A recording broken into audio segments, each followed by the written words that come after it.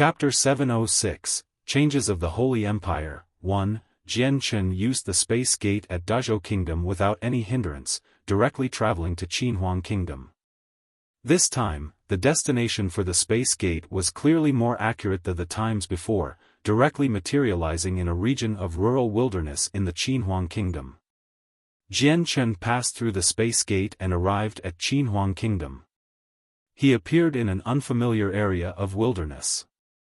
He looked around before immediately soaring up into the sky, seeing all the terrain in the radius of a few kilometers. Afterwards, he immediately took out a map from his space ring and began examining it. After a while, Jian Chen finally found his directions. He put the map away and fused with the surrounding space, disappearing as a blurry shadow. He hurried towards the royal palace of the kingdom with his greatest speed. 4 hours later, Jian Chen had already traversed several thousand kilometers to arrive at the royal palace. He continued towards the center of the imperial city without any changes in his speed, to where the palace was. As soon as Jian Chen approached the imperial palace, he was sensed by the 4 imperial protectors inside. Also, a voice rang in Jian Chen's ears, "Imperial Protector Jian Chen, please come to the eastern side where the Qinhuang Palace is. We'll talk there." At the same time in the imperial palace, the 4 imperial protectors who were cultivating in the Qin Heaven Palace opened their eyes simultaneously. 3 of the people shook slightly and disappeared. Nobody knew where they went. Jian Chen immediately changed his direction. He turned into an afterimage mid-air, quickly flying towards the east where the Qin Heaven Palace was. This time when he soared into the palace, only the 4 imperial protectors who were saint rulers could feel him. He had not alerted any of the heaven saint masters within the palace. On the east, a total of 500 elite guards clad in golden armor stood dead straight outside the Qin Heaven Palace. They were currently guarding the most important part of the royal palace.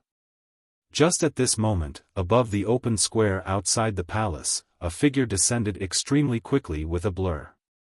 He appeared outside the main entrance of the Qin Heaven Palace without any sound or presence at all. Even though it was like that, the person's arrival was still discovered by the 500 elite guards at the very moment it occurred. However, the guards did not reveal any expression of surprise, because they had just received the transmitted message from within the Qin Heaven Palace and knew that the 5th Imperial Protector, Jian Chen, was about to come. The head guard immediately jogged over to where Jian Chen was. He knelt on one knee and said with extreme respect, "Your humble servant greets Sir Imperial Protector." "Your humble servant greets Sir Imperial Protector." Behind the head guard, all 500 guards knelt on one knee in sync and exclaimed with a resonant voice. It was so loud that it had basically spread throughout the entire royal palace, alerting everyone inside. Within in the study of the palace, the king of Qinhuang Kingdom slowly put down the book in his hands. He looked towards the direction of the Qin Heaven Palace and mumbled, "Perhaps Jian Chen is here?" Shortly afterwards, he placed the book on the table and stood up, exiting the study. A personal guard immediately put the book back to where it belonged before closely following behind him. The 3rd prince, Qin Ji, also left the Drifting Clouds Palace and stared towards the east where the Qin Heaven Palace was. He said, "The 4 esteemed imperial protectors very rarely leave the Qin Heaven Palace, and even if they do come out of the palace, they won't make such a great disturbance with their temperaments. Perhaps brother Jian Chen has come?" Thinking up to there, a gleam of light immediately flashed in the 3rd prince's eyes. His gaze was filled with joy. "I heard brother Jian Chen has already broken through to a saint ruler from a heaven saint master. I wonder if it's true or not." At the Qin Heaven Palace, Jian Chen commanded the guards to stand, before waltzing into the palace. When he approached the main entrance, the tightly shut door opened itself. Seeing that, Jian Chen smiled. With his current strength, he naturally could feel that it was because of a saint ruler within the palace. It was extremely quiet in the Qin Heaven Palace. Crossing over the great sill of the floor, Jian Chen arrived in a simply adorned guest room. In the center of the room, 4 people sat around a round table silently. They seemed to have been waiting for a long time already. Jian Chen knew that these 4 people were the venerated imperial protectors of the Qinhuang kingdom. Also, his status in the Qinhuang kingdom was bestowed by the 4 of them, so he did not dare to neglect them even in the slightest. He hurriedly clasped his hands at the 4 people. Junior Jian Chen greets the 4 seniors. Although Jian Chen currently possessed the same strength as the 4 imperial protectors, he was still filled with gratitude whenever he saw them. This was because back then when he was still a Heaven Saint Master, if it were not for the 4 of them granting him the status as an imperial protector, perhaps the threat that Jessan Kingdom faced would not have been resolved so easily. Not to mention, he would not be holding the glory of standing on top of one of the 8 great kingdoms of the continent right now either. The gazes of the 4 imperial protectors gathered on Jian Chen at the same time, which were filled with joy and gratification. Although they originally could tell that Jian Chen's talent was exceptional, the fact that he could become a saint ruler in such a short time had exceeded what they had imagined.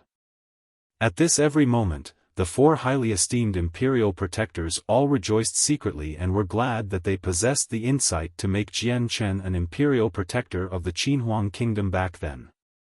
Otherwise, it would have been impossible for another saint ruler to appear in the Qinhuang kingdom in such a short amount of time. He, Jian Chen, we're all our own people, so there's no need to be polite. Come and sit. An imperial protector said to Jian Chen with a smile. He was extremely polite because he knew very well that Jian Chen still had a lot of time for growth in his future, and his future accomplishments definitely would not just stop there. Jian Chen, sit. It's already been some time since you became the 5th imperial protector of my Qinhuang kingdom. We've never properly had a conversation with you, so we might as well have one now. Another imperial protector invited Jian Chen to sit down with an amiable tone. Jian Chen smiled at ease. He did not hold back, directly walking to the round table and sitting down confidently in the only remained seat. He began conversing with the 4 imperial protectors. After a series of conversations, Jian Chen learnt the names of the 4 imperial protectors. They were Qin Yunlong, Qin Xiuzheng, Harry and Saxon. Of the 4, Qin Yunlong and Qin Xiuzheng were members of the imperial family. Although Harry was not a part of the imperial family, he was a native who had grown up in Qinhuang kingdom. As for Saxon, he was a good friend of Qin Yunlong and Qin Xiuzheng. He had become one of the imperial protectors from the invitation of his 2 friends. Although the 4 came from different origins, they enjoyed a similar status in the Qinhuang kingdom and treated each other like brothers, caring very deeply for one another. Although Jian Chen and the 4 imperial protectors had a great gap in age, they still talked freely. During the conversation, the imperial protectors explained some relative information about saint rulers to Jian Chen, and also bestowed their knowledge and comprehensions of cultivation to Jian Chen. They hoped that it could help out Jian Chen, as well as develop a better relationship with Jian Chen, for their relationships to become closer. Jian Chen always maintained a willing attitude to learn as the 4 imperial protectors explained details that were helpful for cultivation and comprehension. Although he was extremely talented, the 4 imperial protectors were still people who had spent many years as saint rulers. As a result, their experiences and comprehensions were still great help to Jian Chen, allowing Jian Chen to benefit very much from them. The conversation between Jian Chen and the 4 imperial protectors lasted for 4 whole hours before reaching an end. After falling into silence for a short while, Qin Yunlong cleared his throat and said, Jian Chen, the reason why the 4 of us got you to hurry to the Qinhuang kingdom is because we actually have something extremely important to discuss with you. Hearing that, Jian Chen's interest was piqued. He understood that the next topic perhaps was the main point of the conversation. As a result, he clasped his hands and said, Please speak, senior.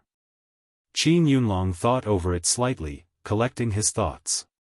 He then said, Jian Chen, before we tell you this, it's best if we describe the distribution of power on the Tianyuan continent. He paused slightly before continuing, on the Tianyuan continent, there are a total of 3 empires and 8 great kingdoms. The 3 empires are the countries that possess the greatest power on the Tianyuan continent. They are not any weaker than ancient clans, and even when compared with ancient clans, they stand among the best. As for below the 3 empires, the 8 great kingdoms, including my Qinhuang kingdom, stands. What others don't know is that we 8 great kingdoms are actually subsidiary countries of the 3 empires. As for my Qinhuang kingdom, we are subsidiaries of the Holy Empire. Chapter 707, Changes of the Holy Empire, 2, What? The Qinhuang kingdom is actually a subsidiary of the Holy Empire. What Qin Yunlong had said greatly shocked Jian Chen. Qin Yunlong nodded solemnly, correct. My Qinhuang kingdom is indeed a subsidiary of the Holy Empire. Other than my Qinhuang kingdom, there are 2 other great kingdoms which were subsidiaries to the Holy Empires, and they are the Fire Dragon Kingdom and the Buddhist Kingdom. The 2 great kingdoms possess similar strength, and aren't much weaker compared to my Qinhuang kingdom. This is a great secret on the Tianyuan continent. Ordinary people have no idea about it, and there aren't many who know of it even in the ancient clans. Harry supplemented. Then what is the problem the Qinhuang kingdom is facing? Perhaps it comes from the Holy Empire? Jian Chen asked curiously. Correct. Qin Yunlong nodded his head seriously. The Holy Empire is about to change. Change? Jian Chen was slightly confused and immediately revealed an expression of thought. Qin Yunlong looked at the pondering Jian Chen and said, Jian Chen, the Holy Empire is actually not like the way you think it is, that the royal family rules the entire empire. It's actually controlled by 3 powerful clans. As for the Emperor of the Holy Empire, it's just a position alternated between the 3 clans. In other words, the ones who have power over the empire are not the royal family but the 3 clans. All 3 clans possess the same strength as ancient clans.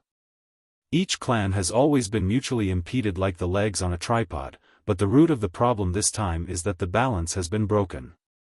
The 3 clans are no longer in balance with one another in terms of strength. The Tsar family currently possesses greater strength than the other 2 combined, and they've already begun to move.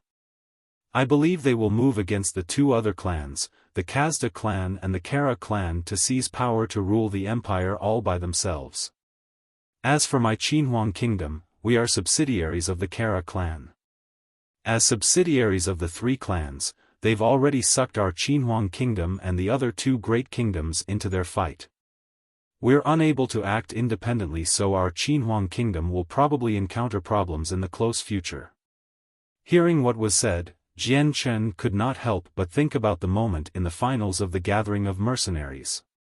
He could still remember clearly that his powerful opponent came from the Holy Empire, someone called Tsar Air. In the final match, Tsar Air and he had a conversation in the arena. Back then, Tsar Air offered to give up first place in return for Jian Chen agreeing to one of his requests. At that time, Jian Chen understood that Tsar Air wanted to become close friends with him like he was with Ming Dong, so Jian Chen declined without any hesitation.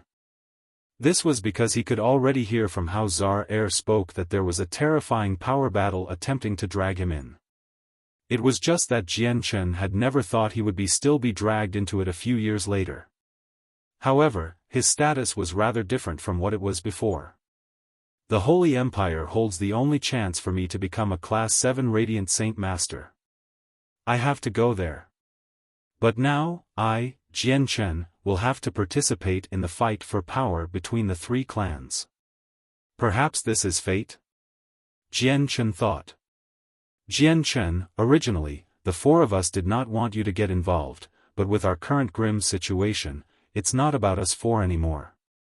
This is why our Qinhuang kingdom needs your help. Qin Xiaozheng said softly as he stared deeply at Jian Chen. His expression was solemn. Jian Chen paused for a while before finally speaking again. For seniors, as an imperial protector of Qinhuang kingdom, Jian Chen, will definitely think for the future and safety of the kingdom. Also, I have some matters to resolve in the Holy Empire, so this time, why don't I use the identity as an imperial protector of Qinhuang Kingdom to go there and do things? Perhaps I'll encounter fewer troubles. The 4 imperial protectors revealed some joy in their expressions. Qin Xiuzheng smiled, "Jian Chen, with you, our Qinhuang Kingdom will rise greatly in strength. Also, the last time I saw you, another saint ruler and a Class 7 magical beast seemed to follow you. I wonder if you can get them to help out too. I have no right to interfere with what Nubis and Jietai Tai do. When I return, I'll ask them." Jian Chen replied. "Sure." After the important discuss, Jian Chen and the 4 imperial protectors talked some more. He gained an even better understanding of the Holy Empire and also brought up the topic of Class 7 Radiant Saint Masters in attempt to learn more about them. However, the answers he received from the 4 of them were almost exactly the same as the ones he received from Bai Hai, so he did not learn anything new. When Jian Chen departed from the Qin Heaven Palace, it was already evening. Around 1,000 meters from the front of the Qin Heaven Palace, a group of people had already gathered there for a very long time. The person who stood at the very front was the king of Qinhuang Kingdom, and behind him, there were a few members of the royal family, as well as an Heaven Saint Master Imperial Advisor. Naturally, there was phatic conversation between Jian Chen and the group. After Jian Chen and the king, as well as the 3rd prince, Qin Ji, conversed a little, he was politely invited to a banquet to drink and have a merry time. Perhaps because Jian Chen was now a saint ruler, the king's tone towards Jian Chen bared some respectfulness that was never shown before. As Jian Chen, the king and the many guests had their merry time, in a small kingdom several hundred kilometers away, there were 5 elderly people that gather in a small inn, conversing with each other. To others, their mouths opened and closed, but there was no sound at all. It was as if they were doing some unknown lip reading. "I've already investigated everything.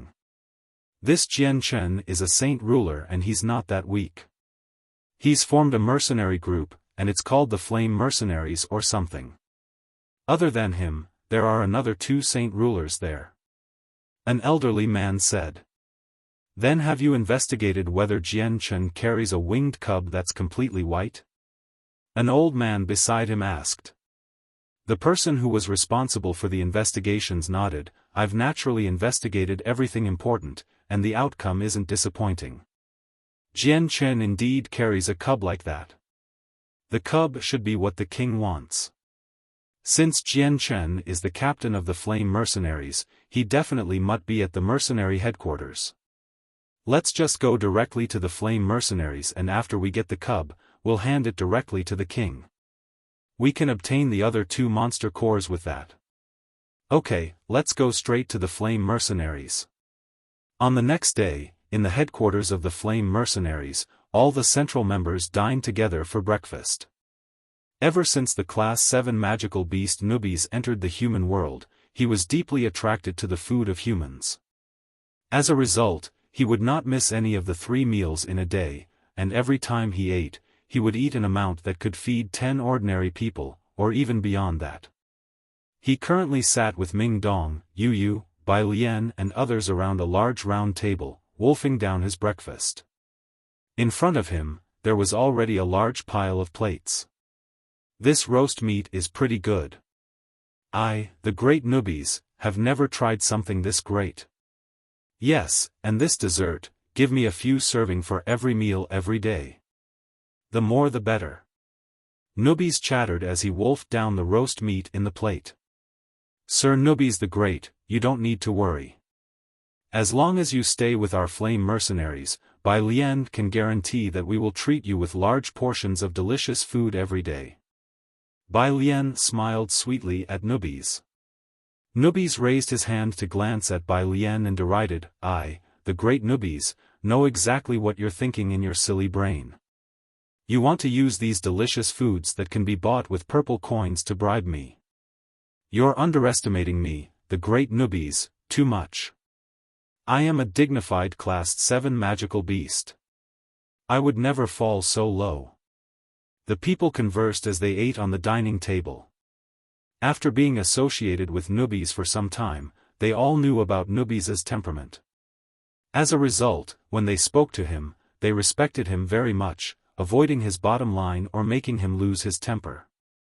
Also, although Nubis was a Class 7 magical beast that had lived for centuries, or even thousands of years, he maintained a youthful mind, which was why he was able to remain so cheerful with a group of people who had a similar age. Although their relationship could not be regarded as close, it was enough for a few conversations. Just at this moment, a guard ran in from outside. He reported, "There are two people outside who refer themselves as people from the Tianmu clan. They wish to see the captain." "What, the Tianmu clan?" Nubis exclaimed out of surprise. It was possible that the people in the dining hall did not know what the Tianmu clan were, but Nubis who participated in protecting the tungsten alloy mine knew very well. "Great Nubis, what is this Tianmu clan?" Bai Liang blinked several times and stared curiously at the shocked Nubis. "Their background is pretty great.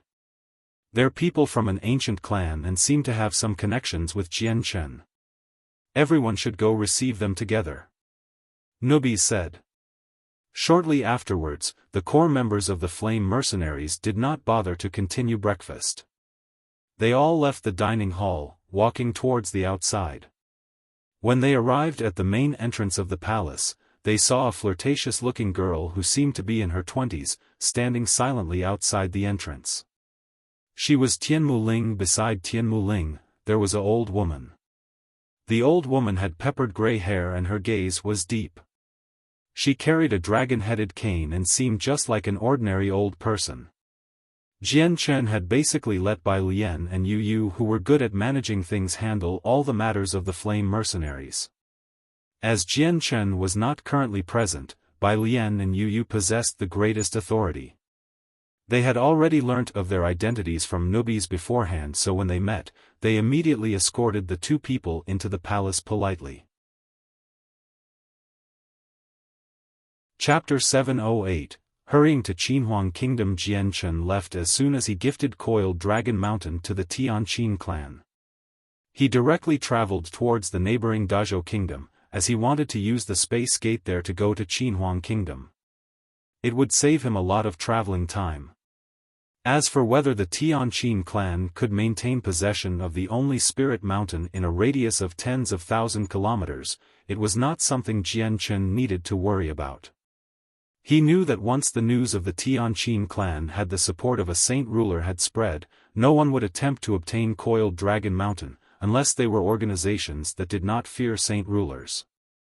However, even if a group like that existed, they would not become enemies with a saint ruler just for a mere spirit mountain.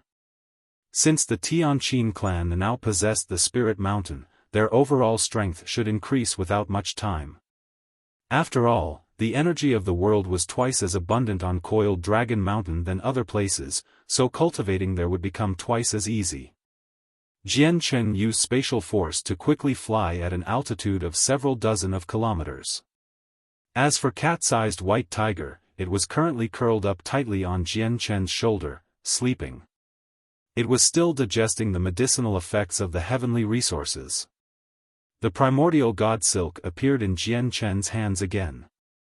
He mumbled to himself, "Although it's delayed me by 2 days with that trip to Coiled Dragon Mountain, the harvest is pretty big. I actually obtained a treasure like this primordial god silk. But just what is the calamity that comes with it?" Jianchen did not become overjoyed from obtaining the primordial god silk. Instead, he was filled with worry. The psychological burden brought on by the idea of a future, apocalyptic calamity just did not allow him to become happy. This was because he understood that since it was called an apocalyptic calamity, and that the laws of the world had even gone to the extent to give birth to a primordial god silkworm to leave behind a divine time, the catastrophe definitely would be extremely great and dangerous. If he did not handle it properly, perhaps the world would be destroyed. Jianchen traveled towards Dazhou Kingdom with a heavy heart. At the same time, a burly, middle-aged man stood gloomily at the edge of the Cross Mountains. His complexion was rather pale and the haggardness of his face was difficult to conceal. He was the king from the Gilligan clan that had attempted to kill Jian Chen and obtain the winged tiger god, but was secretly repelled by Houston. Damn it, so unlucky. Who would have thought I'd meet a great expert so easily in the human world? Jian Chen, you were luck last time, but we must obtain the winged tiger god. Even if there are great human experts stepping in, you can't save the situation. The king gnashed his teeth. When he thought about the situation a few days ago, he would feel a lingering fear. Even in the end, he did not know who the great expert who had fought against him secretly was, but there was no doubt that the person was strong. With his strength of a second heavenly layer Saint King, he was beat up to a point where he could not even fight back, forcing him to use a secret technique to escape in the end. For that, he had paid a heavy price, causing his strength to fall back to the first heavenly layer, wiping out his many years of hard work in just a day. At this moment, several figures flickered in the distance. They quickly flew towards the magical beast's position, arriving before him in the blink of an eye. The figures just happened to stop on the edge of the outer perimeter of the Cross Mountains. Neither the magical beast nor the people crossed the border. There were a total of 5 people who had come and all of them were elderly men. Other than 2 who were still ruddy-looking, the other 3 were covered in wrinkles and seemed extremely old. King, I wonder why you have asked us to come? One of the elderly men clasped his hands and the member of the Gilligan clan 5 meters away. He was extremely respectful. The king stood with his arms crossed and stared at the 5 people indifferently. He said, I indeed have something important that needs to be done for calling the 5 of you here this time. Please tell us. One of the old men clasped his hands respectfully. A golden light flashed across the Gilligan clan king's eyes. The energy of the world before him began to ripple greatly and very soon, an image appeared out of nowhere. The image was formed from the energy of the world, according to the Gilligan clan king's memory. This person's Jian Chen, a person from a small kingdom called Jessen Kingdom. He carries a snow-white, winged tiger cub. Your task is to take the tiger cub from Jian Chen and bring it to me. The Gilligan clan king said coldly. The 5 elderly men all examined the image of Jian Chen closely, deeply engraving it into their minds. Afterwards, one of the people said, King, I wonder what the remuneration for this is? The Gilligan clan king raised his hand and 5 glittering, fist-sized monster cores appeared. With the appearance of the monster cores, the surrounding energy of the world seemed to become violent. In the surroundings of the monster cores, there even seemed to be a flowing stream of the energy of the world. Seeing the 5 glittering monster cores, the 5 elderly men revealed unconcealed expressions of greed and lust. The Gilligan clan king sneered slightly and said, Here are 5 Class 7 monster cores, as a deposit. After you're done with the task, I'll give every one of you another 2 Class 7 monster cores. Gleams of light flashed brightly in the 5 elderly men's eyes. They were overjoyed. With that, it meant that they could obtain 3 extremely precious Class 7 monster cores from finishing the mission. If they successfully absorbed the energy of the 3 magical cores, their strength would rise to another level. Go, do it quick and come back quick. I'll be waiting for your good news. The Gilligan clan king vanished, only leaving behind 5 glittering monster cores floating mid-air. The 5 people stared covetously at the 5 monster cores. Afterwards, each of them took one before hurrying away. Meanwhile in Longevity Valley, Uncle Xiao squatted in the fields barefooted, clearing away all the weeds. Suddenly a gleam of light flashed across his eyes and he said, Xiaomi, come over. Not far away, Xiaomi who was also clearing away the weeds stood up and immediately walked to Uncle Xiao. He asked doubtfully, Father, what is it? Uncle Xiao produced a blood-red arrow banner and said, We humans have 5 saint rulers who are working with the Gilligan clan king to do things that are detrimental to our race. Take my arrow banner and quickly go to the Bloodsword sect. Get the 4 protectors to personally move out to kill the 5 traitors. Father, didn't you once swear that you would no longer interfere with the matters of the Tian Yuan continent? Why have you? Xiaomi asked in suspicion. Uncle Xiao sighed softly. He said, this involves a lot of things. I'm unable to do anything personally because that would attract too much attention. Also, this involves Jian Chen's safety, so I can't just stand and watch. Jian Chen's strength may have greatly increased, but he can't fend off all 5 of them. Hearing how it involved Jian Chen's safety, Xiaomi's expression immediately became serious. He said, I understand. Father, I'll go to the Bloodsword sect and get the 4 protectors to move out. But just who are these 5 traitors? Just tell the 4 protectors to head to Jessen Kingdom. Once they're there, they will naturally be able to tell who the 5 are. Uncle Xiao said. Chapter 709, Changes of the Holy Empire. 1. Jian Chen used the space gate at Dazhou Kingdom without any hindrance, directly traveling to Qinhuang Kingdom. This time, the destination for the space gate was clearly more accurate than the times before, directly materializing in a region of rural wilderness in the Qinhuang Kingdom. Jian Chen passed through the space gate and arrived at Qinhuang Kingdom. He appeared in an unfamiliar area of wilderness. He looked around before immediately soaring up into the sky, seeing all the terrain in the radius of a few kilometers. Afterwards, he immediately took out a map from his space ring and began examining it. After a while, Jian Chen finally found his directions. He put the map away and fused with the surrounding space, disappearing as a blurry shadow. He hurried towards the royal palace of the kingdom with his greatest speed. 4 hours later, Jian Chen had already traversed several thousand kilometers to arrive at the royal palace. He continued towards the center of the imperial city without any changes in his speed, to where the palace was. As soon as Jian Chen approached the imperial palace, he was sensed by the 4 imperial protectors inside. Also, a voice rang in Jian Chen's ears, Imperial Protector Jian Chen, please come to the eastern side where the Qinhuang Palace is. We'll talk there. At the same time in the Imperial Palace, the 4 Imperial Protectors who were cultivating in the Qin Heaven Palace opened their eyes simultaneously. 3 of the people shook slightly and disappeared. Nobody knew where they went. Jian Chen immediately changed his direction. He turned into an afterimage mid-air, quickly flying towards the east where the Qin Heaven Palace was. This time when he soared into the palace, only the 4 imperial protectors who were saint rulers could feel him. He had not alerted any of the heaven saint masters within the palace. On the east, a total of 500 elite guards clad in golden armor stood dead straight outside the Qin Heaven Palace. They were currently guarding the most important part of the royal palace.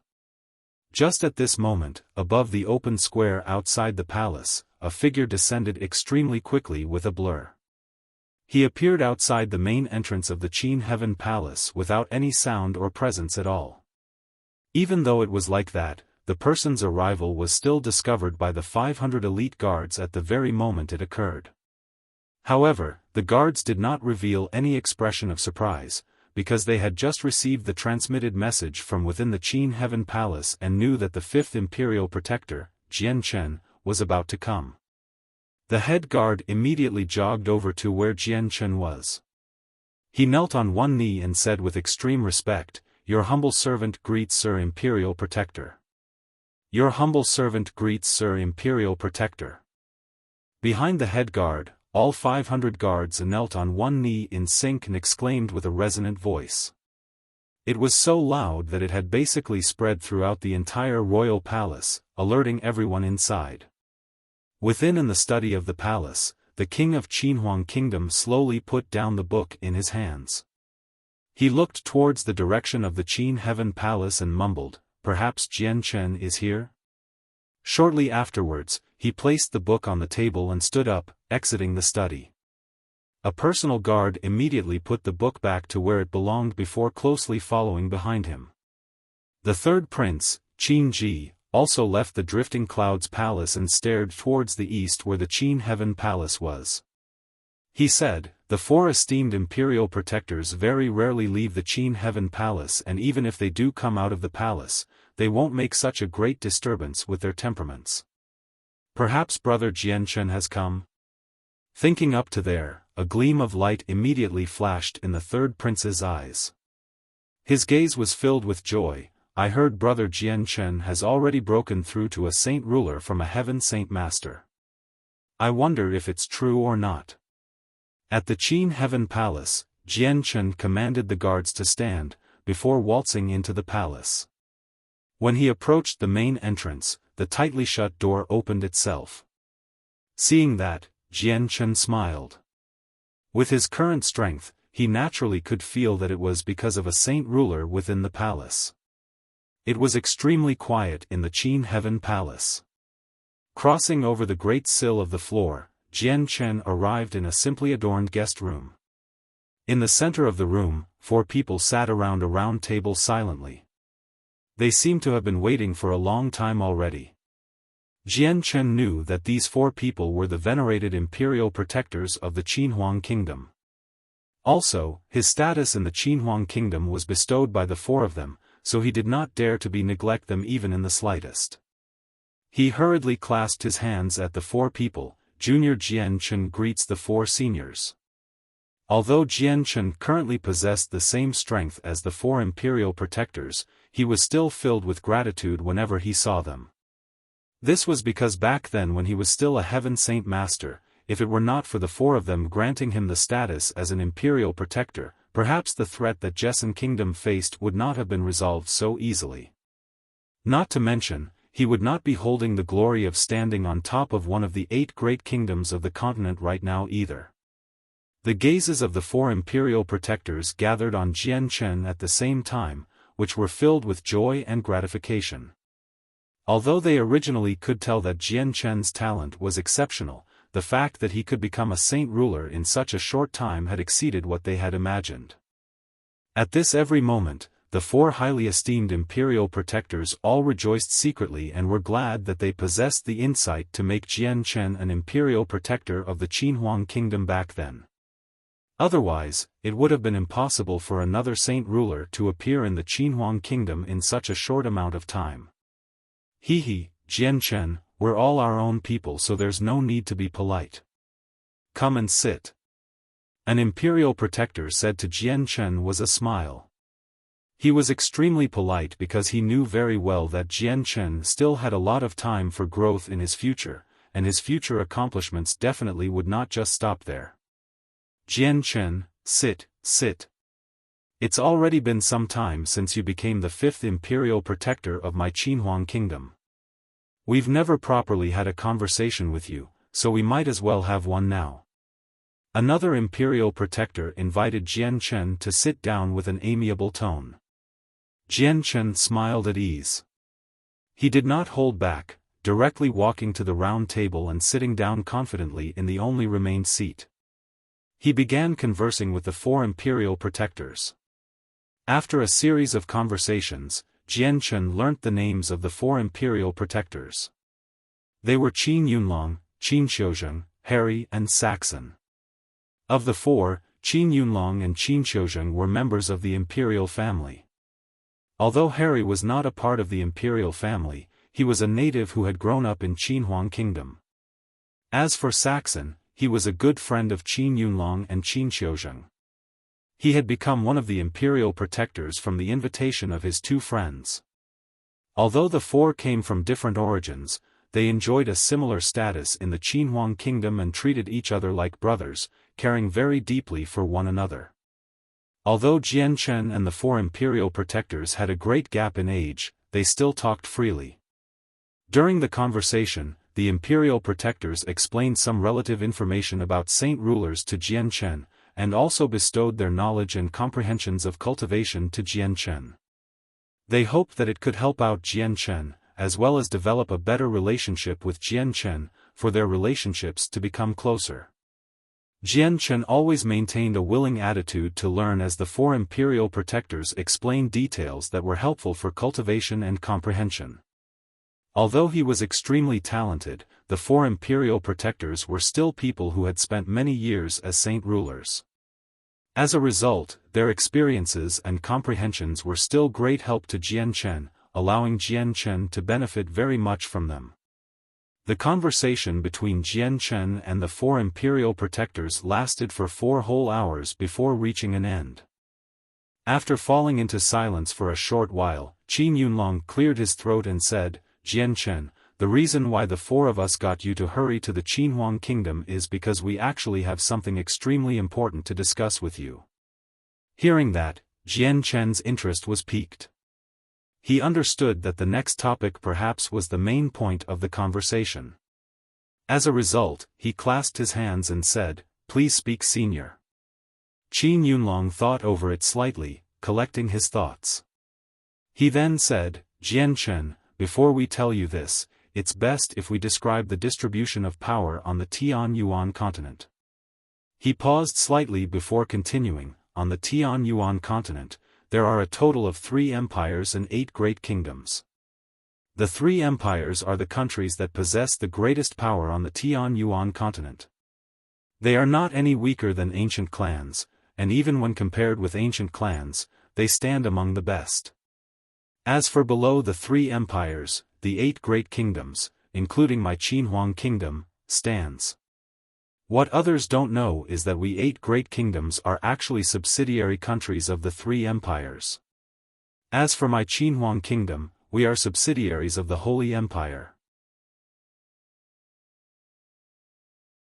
Chapter 710, Changes of the Holy Empire, 2, What? The Qinhuang kingdom is actually a subsidiary of the Holy Empire. What Qin Yunlong had said greatly shocked Jian Chen. Qin Yunlong nodded solemnly, "Correct. My Qinhuang kingdom is indeed a subsidiary of the Holy Empire. Other than my Qinhuang kingdom, there are 2 other great kingdoms which were subsidiaries to the Holy Empires, and they are the Fire Dragon Kingdom and the Buddhist Kingdom. The 2 great kingdoms possess similar strength, and aren't much weaker compared to my Qinhuang kingdom. This is a great secret on the Tianyuan continent. Ordinary people have no idea about it, and there aren't many who know of it even in the ancient clans." Harry supplemented. "Then what is the problem the Qinhuang kingdom is facing? Perhaps it comes from the Holy Empire?" Jian Chen asked curiously. "Correct." Qin Yunlong nodded his head seriously. "The Holy Empire is about to change." "Change?" Jian Chen was slightly confused and immediately revealed an expression of thought. Qin Yunlong looked at the pondering Jian Chen and said, "Jian Chen, the Holy Empire is actually not like the way you think it is, that the royal family rules the entire empire. It's actually controlled by 3 powerful clans. As for the Emperor of the Holy Empire, it's just a position alternated between the 3 clans. In other words, the ones who have power over the empire are not the royal family but the 3 clans. All 3 clans possess the same strength as ancient clans. Each clan has always been mutually impeded like the legs on a tripod, but the root of the problem this time is that the balance has been broken. The 3 clans are no longer in balance with one another in terms of strength. The Tsar family currently possesses greater strength than the other 2 combined, and they've already begun to move. I believe they will move against the 2 other clans, the Kazda clan and the Kara clan, to seize power to rule the empire all by themselves. As for my Qinhuang kingdom, we are subsidiaries of the Kara clan. As subsidiaries of the 3 clans, they've already sucked our Qinhuang kingdom and the other 2 great kingdoms into their fight. We're unable to act independently, so our Qinhuang kingdom will probably encounter problems in the close future." Hearing what was said, Jian Chen could not help but think about the moment in the finals of the gathering of mercenaries. He could still remember clearly that his powerful opponent came from the Holy Empire, someone called Tsar. In the final match, Tsar and he had a conversation in the arena. Back then, Tsar offered to give up first place in return for Jian Chen agreeing to one of his requests.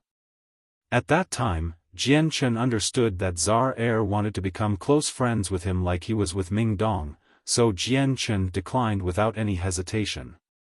This was because he could already hear from how Czar Air spoke that there was a terrifying power battle attempting to drag him in. It was just that Jian Chen had never thought he would still be dragged into it a few years later. However, his status was rather different from what it was before. The Holy Empire holds the only chance for me to become a Class 7 Radiant Saint Master. I have to go there. But now, I, Jian Chen, will have to participate in the fight for power between the three clans. Perhaps this is fate? Jian Chen thought. Jian Chen, originally, the four of us did not want you to get involved, but with our current grim situation, it's not about us four anymore. This is why our Qinhuang kingdom needs your help. Qin Xiuzheng said softly as he stared deeply at Jian Chen. His expression was solemn. Jian Chen paused for a while before finally speaking again. For seniors, as an imperial protector of Qinhuang kingdom, Jian Chen will definitely think for the future and safety of the kingdom. Also, I have some matters to resolve in the Holy Empire, so this time, why don't I use the identity as an imperial protector of Qinhuang kingdom to go there and do things? Perhaps I'll encounter fewer troubles. The four imperial protectors revealed some joy in their expressions. Qin Xiuzheng smiled. Jian Chen, with you, our Qinhuang kingdom will rise greatly in strength. Also, the last time I saw you, another saint ruler and a Class 7 magical beast seemed to follow you. I wonder if you can get them to help out too. I have no right to interfere with what newbies and Jietai do. When I return, I'll ask them. Jian Chen replied. Sure. After the important discuss, Jian Chen and the four imperial protectors talked some more. He gained an even better understanding of the Holy Empire and also brought up the topic of Class 7 Radiant Saint Masters in attempt to learn more about them.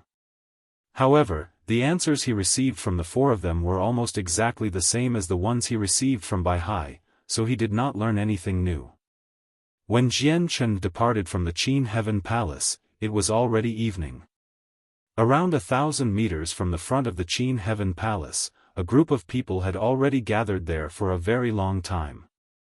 The person who stood at the very front was the king of Qinhuang Kingdom, and behind him, there were a few members of the royal family, as well as an Heaven Saint Master Imperial Advisor.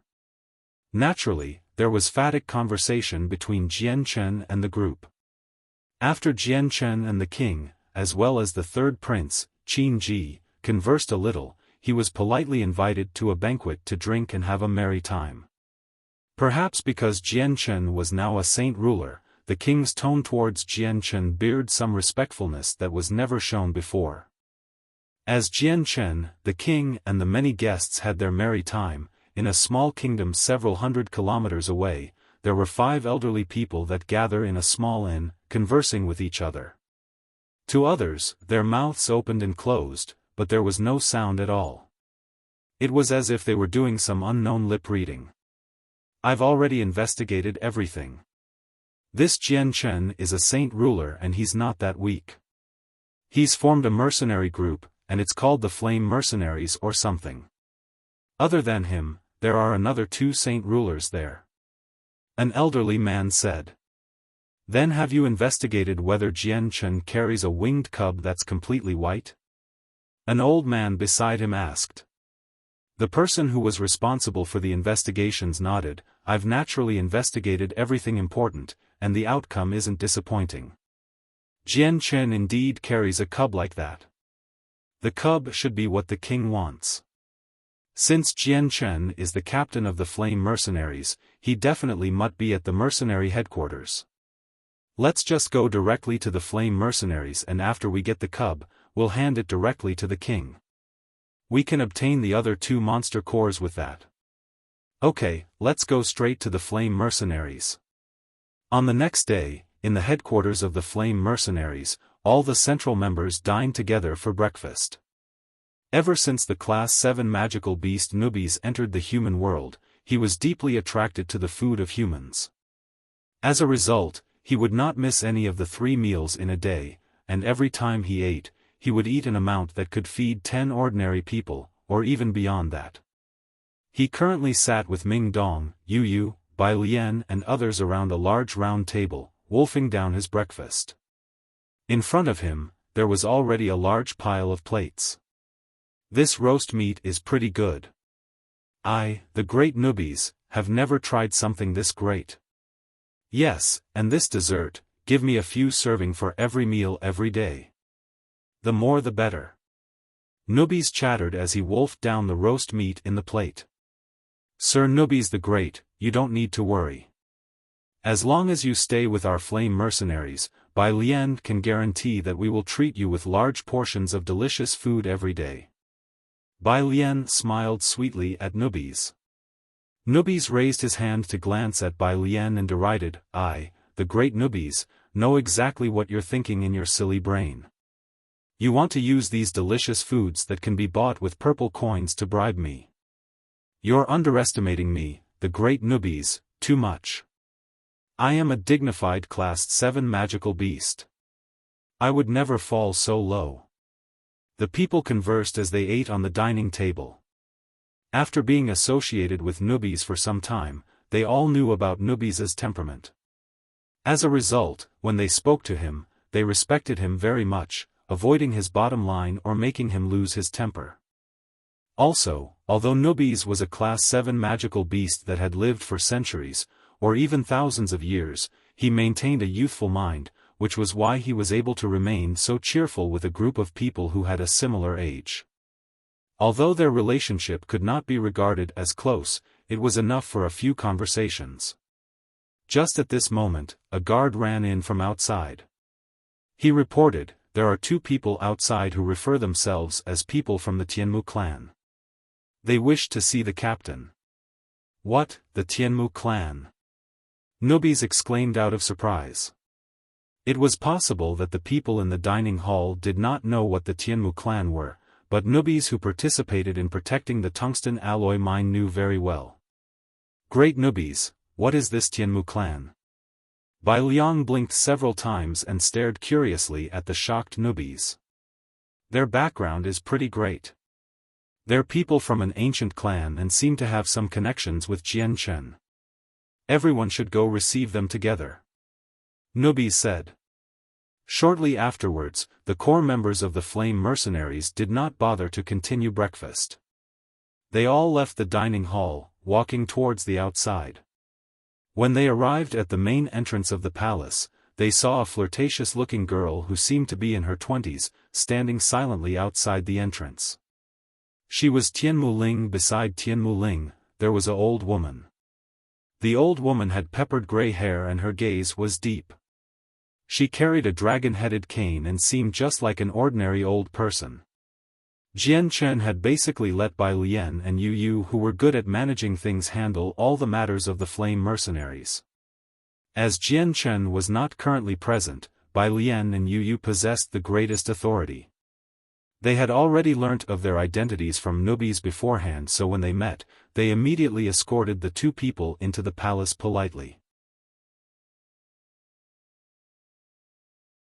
Chapter 711, Family Transformation, 1.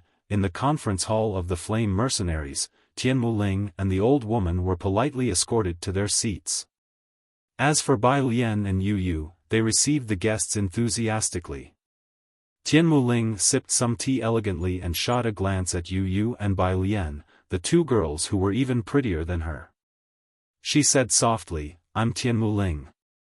Who are you 2? And what relationship do you have with brother Jian Chen?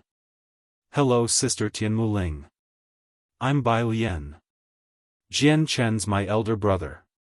This is sister Yu Yu, my brother's fiancée. Bai Lian said with a slight smile. Fiancé? Tianmu Ling muttered quietly. She stared out Yu Yu with some astonishment and smiled. Who would have thought the seemingly cold brother Jian Chen has a fiancé? Really surprised me. But sister Yu Yu's manners are refined and possesses an alluring appearance. Only exceedingly beautiful women like you suit brother Jian Chen. Yu Yu's pretty face became flushed and she said with a smile, young lady Tianmu Ling must be exaggerating. Compared to young lady Tianmu Ling, Yu Yu is far below. Tianmu Ling giggled. Anyway, where has brother Jian Chen gone to? I've specially come today representing the Tianmu clan to look for brother Jian Chen. Young lady Tianmu Ling, we must apologize. A few days ago, my brother had matters to attend to, so he went to the Qinhuang kingdom. We don't know when he'll return. Bai Lian said apologetically. An expression of disappointment appeared on Tianmu Ling's face. She sighed softly. Looks like I've really come at the wrong time. Young lady Tianmu Ling, why don't you and this senior stay here for a few days? Jian Chen should return very soon. Tianmu Ling stretched before looking at the silent old woman beside her. She said, Grandma Wang, why don't we stay here for a few days and wait for Jian Chen to come back? The old woman stared at Tianmu Ling affectionately and said with a smile, as long as Linger wants to. Grandma will listen to you. As soon as she finished speaking, a gleam of light suddenly flashed across her eyes. She slowly raised her head to look at the distance. At this moment, there was a weird light to her eyes, as if she could see through the structure and directly observe what was going on outside. Soon afterwards, a great pressure suddenly erupted. It swept through the entire palace, causing those who were slightly weaker to feel as if their bodies were being crushed at by a boulder. Not only did they become extremely solemn, they even struggled to breath. Bai Lian and Yu Yu were also affected in the conference hall.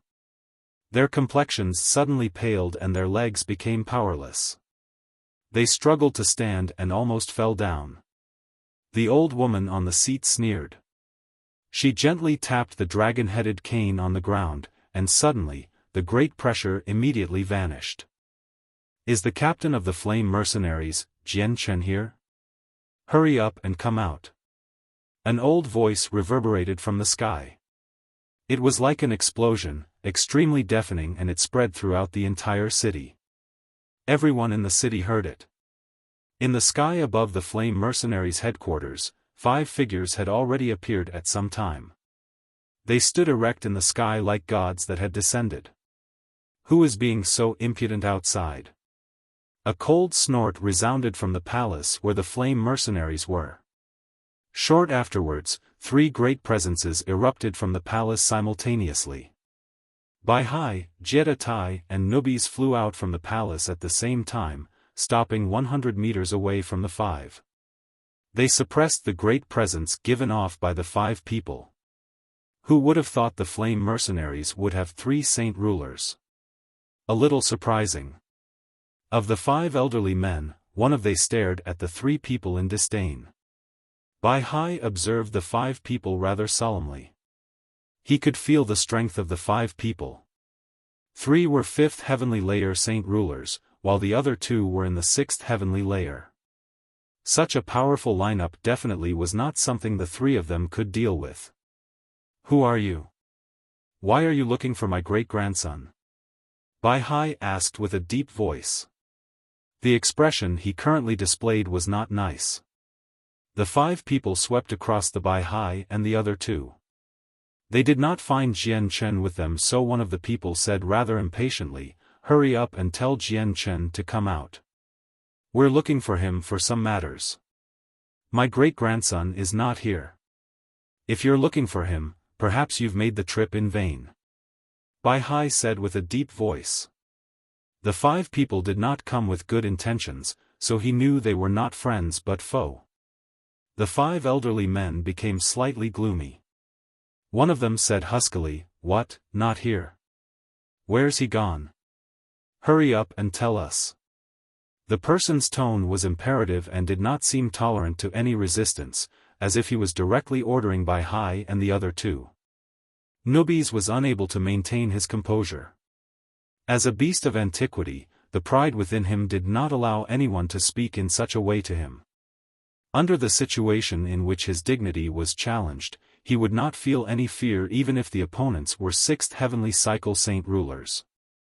You old bastard, who do you think you are? You better be careful with your tone, otherwise don't blame me, the great Nubis, for being impolite. Nubis stared coldly at the old man who had spoken out.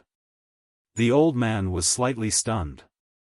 He had never imagined that Nubis, a mere third heavenly layer saint ruler, would speak to him like that. He had lived for so long, yet he had never encountered such a situation. However, the old man's complexion quickly became ugly. He stared at Nubis with great shock, and killing intent rose up without any restraint. He said coldly, "You're looking to die." As soon as he finished speaking, the old man appeared in front of Nubis with a great speed. His right hand formed a claw, swinging at Nubis's neck with lightning speed. The old man who had attacked was a fifth heavenly layer saint ruler. Facing against him, Nubis did not have any fear at all. Opening his mouth, Nubis spat out a mouthful of strong, poisonous gas. It immediately enveloped the old man, and at the same time, Nubis's right hand went to receive the claw with great energy and without any fear. Rumble. The moment the two hands collided, there was a muffled rumble akin to thunder. Both of them stood unmoving like a mountain, with nobody backing down slightly. However, the old man's expression suddenly changed shortly afterwards. He immediately pulled back, escaping from the area of poisonous gas. He stared at Nubis in shock and cried out, "What is this poison? It's so strong that it can even harm me." Shortly afterwards, the old man seemed to think of something. He was greatly surprised. You're not a human, you're a magical beast." Behind him, sixth heavenly layer saint ruler gently sniffed at the air that was somewhat polluted by the poison. After thinking a little, he said slowly, "This is the venom of a silver-striped golden snake, a beast of antiquity." "He's actually a silver-striped golden snake." I heard that silver-striped golden snakes possess great strength. They can easily defeat those stronger than it despite being weaker." Looks like it really is true, actually able to block the attack from a fifth heavenly layer saint ruler while being a third heavenly layer saint ruler. Not bad, not bad, not bad at all. It's just that, I wonder if you can resist against two sixth heavenly layer saint rulers working together? Another sixth heaven layer saint ruler laughed coldly. "Looks like we'll get another class 7 monster core today." Chapter 712, Family Transformation. 2. One of the sixth heavenly layer saint rulers said to the other one, "Situ, you old coot, silver-striped golden snakes have a crazy combat ability. Also, their venom is renowned on the Tianyuan continent, so they're not easy to handle. In my opinion, we should fight together and kill this snake as soon as possible, just in case he runs away." The old man who was referred to as an old coot stared at Nubis as if he had just discovered a great treasure. There was unconcealed greed in his eyes, and he laughed weirdly. "The every part of the body from a beast of antiquities is treasure. Since the 5 of us have met one today, we can't let him go. Matting, you damned devil, let's go by your suggestion. Let's fight together and finish off this silver-striped golden snake in the easiest and fastest way, and take his monster core and body." Old man Matting rubbed his hands. They were about to obtain another class 7 monster core, so he felt unconcealed excitement. Saint Force gathered in his right hand and quickly formed a 2-meter-long sickle. He turned around and said to the other 3 fifth heavenly layer saint rulers, "They're Jian Chen's companions, and one of them seemed to be Jian Chen Sr., so you can't let any of them go. We'll let you handle the other 2. If you catch them, we can use them as hostages to threaten Jian Chen with them. That way, we can finish the mission even easier. Don't worry, second brother, leave the 2 to us." An old man within the remaining 3 fifth heavenly layer saint ruler smiled coldly. Every single word of their conversation was heard by Bai Hai and the other 2. It caused them to become extremely serious. With their strength, they could not face up against the 5 at all. Nubis's expression also became filled with seriousness. Although it was said that silver-striped golden snakes possessed great battle ability, he could only handle 1/6 heavenly layer saint ruler with his strength of the 3rd heavenly layer. If 2 saint rulers of the 6th heavenly layer were to move against him at the same time, he would definitely struggle to hold them at bay, unable to fight back at all. You dare to become enemies with our flame mercenaries? Perhaps you don't know that the Grand Elder of Mercenary City is supporting us flame mercenaries from behind? Jie Tai yelled deeply. He attempted to use the Grand Elder's name to deter the 5 people. However, the 5 people clearly did not know anything about the flame mercenary situation and did not believe what Jie Tai said at all. Old Man Situ stared at Jie Tai in ridicule and said, "Who do you think the Grand Elder of Mercenary City is? Why would he have any connections with your insignificant mercenary group? Do you really think I'm as easy to trick as a 3-year-old? Humph, Matang, let's do it. We'll get the monster core from the silver-striped golden snake first." As soon as he finished speaking, Old Man Situ took the initiative to rush at newbies with his saint weapon, while Old Man Matang, who was also in the 6th heavenly layer, followed behind. They were going to fight newbies together at the same time. As for the other 3 5th heavenly layer saint rulers, they did not lag behind. They rushed at Jie Tai and Bai Hai at the same time. 2 of them faced off against Bai Hai, who was also in the 5th heavenly layer, while the other person faced off against Jie Tai, who was only in the 3rd heavenly layer. The great battle between the 8 saint rulers ensued in the air above the palace. When 2 people clashed, there would be a rumbling akin to thunder with powerful energy ripples, carrying the force of destruction in all directions. The palace and entire city below were also affected by the ripples, causing countless structures to collapse and countless cracks to appear on the roads. The countless merchants and mercenaries within the city felt like it was the end of the world, all fleeing crazily towards the distance while protecting their heads with their hands to avoid the ripples of battle. However, even though many did that, people were still crushed by the surrounding collapsing structure. The entire city became a mess in an instant.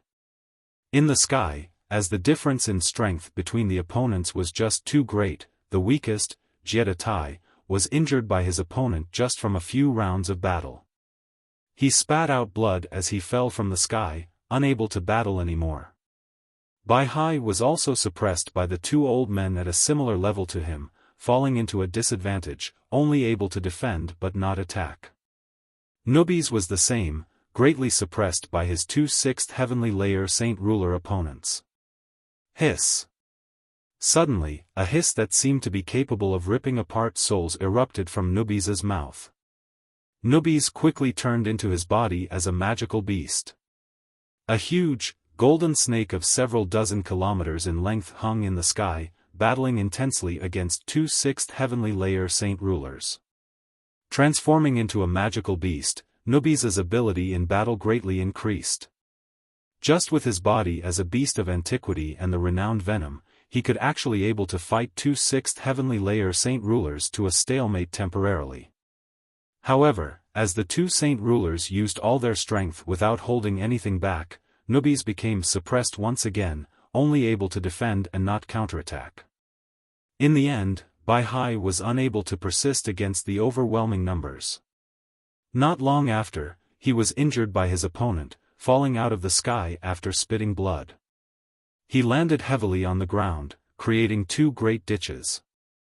As for Nubis, the great snake he had transformed into was also beaten until he spat up blood, flying far off into the distance. Old Man Situ floated in the air as he gazed coldly at the 3 that were heavily injured. He said with an evil smile, "Capture them as hostages. I just don't believe that Jian Chen won't come. Matang, let's go and get the silver-striped golden snake's monster core." Immediately, 2 saint rulers flew towards Bai Hai and Jie Tai. As for Old Man Situ and Matang, they continued to fly towards Nubis. "Humph, with this old woman here, how can you be so brash?" Just at this moment, an old voice reverberated in the area. Shortly afterwards, a presence even greater than the 5 people appeared, before an old woman with a dragon-headed cane appeared soundlessly in the air. She just happened to block the 2 6th heavenly layer saint rulers. Feeling the great presence given off by the old woman, the expressions of the 2 old men suddenly changed greatly. One of them immediately called out with a deep voice, "Who are you?" The old woman stared at Old Man Situ and Matting with a forceful gaze, and the corner of her lips curled into a sneer of disdain. She did not answer their question, and instead raised the dragon-headed cane. She tapped it gently at the two people. An invisible world forge immediately shot out, rushing at the two people. The two saint rulers knew that the old woman was powerful and did not dare to be complacent even in the slightest. They also swung out with the saint weapons in their hands, with invisible world force. The world force clashed mid-air. It did not give off any sound or any violent energy ripples, just that the space there began to shake and tremble violently, before being ripped open, revealing a black hole the size of a head. Within the black hole, starlight glimmered vaguely. The old woman stood there unmoving, while the expressions of the saint rulers that faced up against her changed greatly. Their throats produced a deep, muffled sound with great difficulty, before backing down. However, before they could contain the situation within their bodies, the old woman originally in front of them appeared behind them without any warning. The dragon-headed cane in her hand fused with the space, and with a gentle-looking swing, it struck the backs of the two old men with lightning speed. Sputter! The two old men who were sixth heavenly layer saint rulers became extremely weak in that moment, with blood spraying from their mouths. Their complexions paled in an instant, before looking at the old woman in shock. Crap, this bloody woman's at least the eighth heavenly layer. Old Man Situ exclaimed. Chapter 713, Family Transformation, 3. Old Man Matting's expression became extremely serious, no longer as calm as before. He exclaimed, "This old woman is just too strong. Even if we work together, we're not her opponent. Retreat." Old Man Matting could not wipe away the blood from his mouth in time and immediately backed off. The sudden change in the situation caused the other fifth heavenly layer saint rulers to be greatly surprised. The two old men who were rushing towards Bai Hai and Jie Tai also stopped in their tracks, and shortly afterwards, all three of them convened mid-air. If the old woman were to move against them, they may not have possessed the strength to be her opponent together, but they could at least block a blow or two. After the two sixth heavenly layer saint rulers quickly backed off, they fused with the surrounding space and used spatial force to quickly retreat. As for the three fifth heaven layer old man, their expressions were very solemn, staring extremely cautiously at the old woman with the dragon-headed cane. "Who are you? What relationship do you have with the flame mercenaries?" Old Man Situ stared deeply at the old woman as he asked her, in attempt to learn the woman's identity. His complexion was rather pale. The old woman was hunchbacked, but she had a pair of eyes brimming with vigor. She said, "The five of you don't even have the qualifications to hear this old woman's identity. As for my relationship with these mercenaries, it has nothing to do with you. If you're sensible, hurry up and leave, otherwise, don't blame this old woman for being impolite." Old Man Situ and Matting's expressions became rather ugly. They looked at each other. Before Old Man Situ spoke, "Even though the opponent is strong, we aren't weak. If we all work together, I don't believe we won't be able to handle this old woman. Yeah, if we want to finish the mission quickly and easily, we can only defeat this old woman, and then control this place to threaten Jianchen. As long as we have the flame mercenaries as a bargaining chip, Jianchen will obediently hand over what we want." Old Man Matting sneered. "Alright, I agree with that suggestion. Let's work together and fight it out with her." The thoughts of the five people reached one conclusion very soon. Afterwards, they all rushed at the old woman. They did not hold back at all, using all that they could to battle the old woman. Jie Tai and Bai Hai stood pale-faced on the ground. They looked up together, but they both were greatly relieved inside. Although they did not know when the old woman had come, they were familiar with the person. They knew that she was a powerful eighth heavenly layer saint ruler, and behind her stood a terrifyingly powerful ancient clan. Nubis also turned back into a human, floating mid-air. He stared at the battle in the distance in front of him and also felt extremely fortunate, luckily the expert from the Tianmu clan is here. Otherwise, really wouldn't know what outcome we'd be facing. The old woman was already embroiled in an intense fight high up in the air with the 5 powerful saint rulers. They had already fought their way up to an altitude of a dozen or so kilometers from the initial 1,000 meters. Their battle was devastating, to a point where even the sun or moon would struggle to shine. In the azure sky, pitch-black cracks in space would appear from time to time. As the old woman fought against the 5 saint rulers, not only did she battle skillfully and at ease, she also gained the upper hand, tightly suppressing all 5 of them. The battle did not last for very long, only for around 10 minutes. Old Man Situ and the other 4 saint rulers were all injured by the old woman, spitting out blood as they fell from the sky. They were all heavily wounded.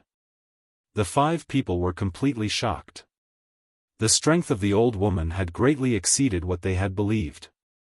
Originally, they believed that if they worked together, they could triumph over the old woman, but not only did they fail to defeat her, they could not even touch the woman. Instead, the outcome was that they were all heavily injured. That old woman's strength must be at the peak of the 8th heavenly layer, or maybe even in the 9th heavenly layer. God damn it, why do the flame mercenaries have such an expert protecting it? One of the 5th heavenly layer old man could not help it and cursed aloud. Old Man Situ regained control over his descent mid-air and shot a fierce glance at the old woman. Afterwards, he gnashed his teeth, "Let's go." As soon as he finished speaking, Old Man Situ immediately fled into the distance. Soon afterwards, Old Man Matang and the other 3 5th heavenly layer saint ruler regained control over their descent and chased after Old Man Situ with their heavily injured bodies. They fled into the distance, disappearing into the horizon with the blink of an eye. The old woman slowly descended from the air. Just as her feet touched the ground, the alluring Tianmu Ling arrived next to her and asked with concern, "Grandma Wang, are you okay?" The old woman's cold expression completely vanished in that moment. She stared at Tianmu Ling gently and said with a benevolent smile, "Stupid girl, how would anything happen to Grandma Wang for fighting them? It's not like you don't know Grandma Wang's strength. Linger is just caring for Grandma." Tianmu Ling smiled sweetly as she grabbed the old woman's arm and pouted. Seeing how Tianmu Ling acted, the old woman could not help but chuckle gently. Tianmu Ling was her most beloved granddaughter after all, someone she loved very dearly. "Thank you Senior for helping out." Bai Hai and Jetta Tai glided over hurried from the distance. At the same time, they clasped their hands and thanked the old woman. They knew very well that if the old woman did not help out today, the outcome of the situation would have been unimaginable. Not to mention that fact that they would be taken as hostages, even Bai Lian and the others would be in grave danger. The old woman looked over Bai Hai and Jetta Tai in an ordinary fashion and said, "Never thought that there'd be people who would come looking for trouble with the flame mercenaries. They don't know about Jian Chen's relationship with the Grand Elder. Though, just what has this kid done to cause so many experts to come looking for trouble? Whatever, you should quickly go heal. With me guarding here, you don't have to worry about safety." Bai Hai and Jetta Tai thanked her once again before directly leaving to recover. Afterwards, Bai Lian and Yu Yu hurried out of the conference hall, thanking the old woman without any signs of stopping. "You two silly girls don't need to be so polite. This time, I've come to find Jian Chen to discuss some things. I've saved you this time, so you can just count it as Jian Chen owing me a favor. He'll have to return this favor." The old woman revealed a profound smile. This time, it caused a great disturbance, unable to be concealed at all. Very soon, the news that the flame mercenaries were attacked by 5 saint rulers spread very quickly, causing a great commotion. Chapter 714, Loss of Parents. 1. The news of the flame mercenaries encountering powerful enemies created a great commotion, spreading everywhere in a radius of several thousand kilometers in an extremely short time. As long as it was within the area, basically countless people could be heard discussing it at any given time. Even a few hermit clans learnt about what had happened to the flame mercenaries. They were all extremely curious, unsure of exactly who had plucked up such courage to actually dare to provoke the flame mercenaries, which were supported by the Grand Elder of the flame mercenaries. At that moment, it had already become a mess within the flame mercenaries. Although the 5 powerful saint rulers had been repelled, they had still brought an irremediable loss to the flame mercenaries. Not only was the entire city and palace greatly destroyed, becoming essentially ruins, there were also countless people who were heavily injured. Those who were weaker in strength had even lost their lives in the incident. Although everything had settled down, there was still a great pile of things to do for the aftermath. At this moment, Yu Yu and Bai Lian displayed their leadership, immediately calling on the higher-ranking members of the flame mercenaries to begin tidying up the aftermath. Commands constantly flew out the mouths of the two. At the same time, in a dense mountain several kilometers away from the flame mercenaries, there was a bonfire slowly burning within a dark cave. The bright flames flickered about like the joyful dance of a disobedient child, causing the entire cave to flicker between dark and light. If one were to borrow the dim light from the flames, one could see clearly that there were currently 5 elderly people who sat cross-legged with pale faces by the walls of the cave. They were like old monks who were meditating, sitting without moving at all. The 5 old men were Old Man Situ and the other 4 who had escaped from the old woman. After consuming radiant spirit pills, the 5 of them spent half a day before finally recovering from their injuries. They opened their eyes slowly at the same time and exhaled deeply, slowly expelling a turbid air from their bodies. God damn it, just when we were going to succeed, that happens. Who thought that the flame mercenaries actually hid such a powerful old woman? She made us fail even though we were so close. A 5th heavenly layer saint ruler gnashed his teeth as he clenched his fists so tightly that they made a sound. According to their plan, as long as they controlled the flame mercenaries and those close with Jian Chen, they could threaten Jian Chen with it and get him to hand up what they wanted. With that, they could complete the mission from the Gilligan clan king very easily and obtain the other 2 Class 7 monster cores. They just did not think that such a sudden change would happen in the end, that there was actually an old woman who was stronger than the 5 of them combined in the flame mercenaries. These flame mercenaries really have exceeded what I expected in strength.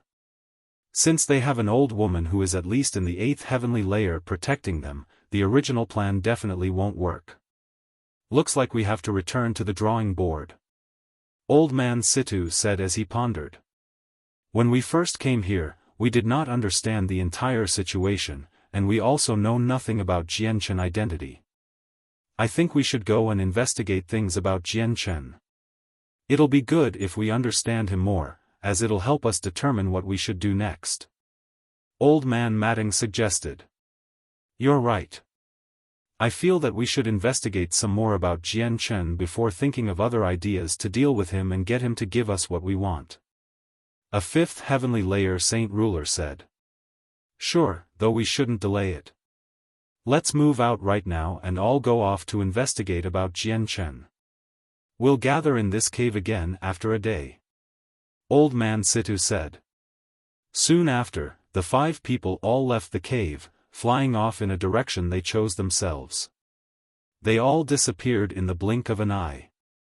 Time passed quickly. A day later, the 5 elderly men all returned to the cave at the same time. Everyone, I wonder if you found anything useful?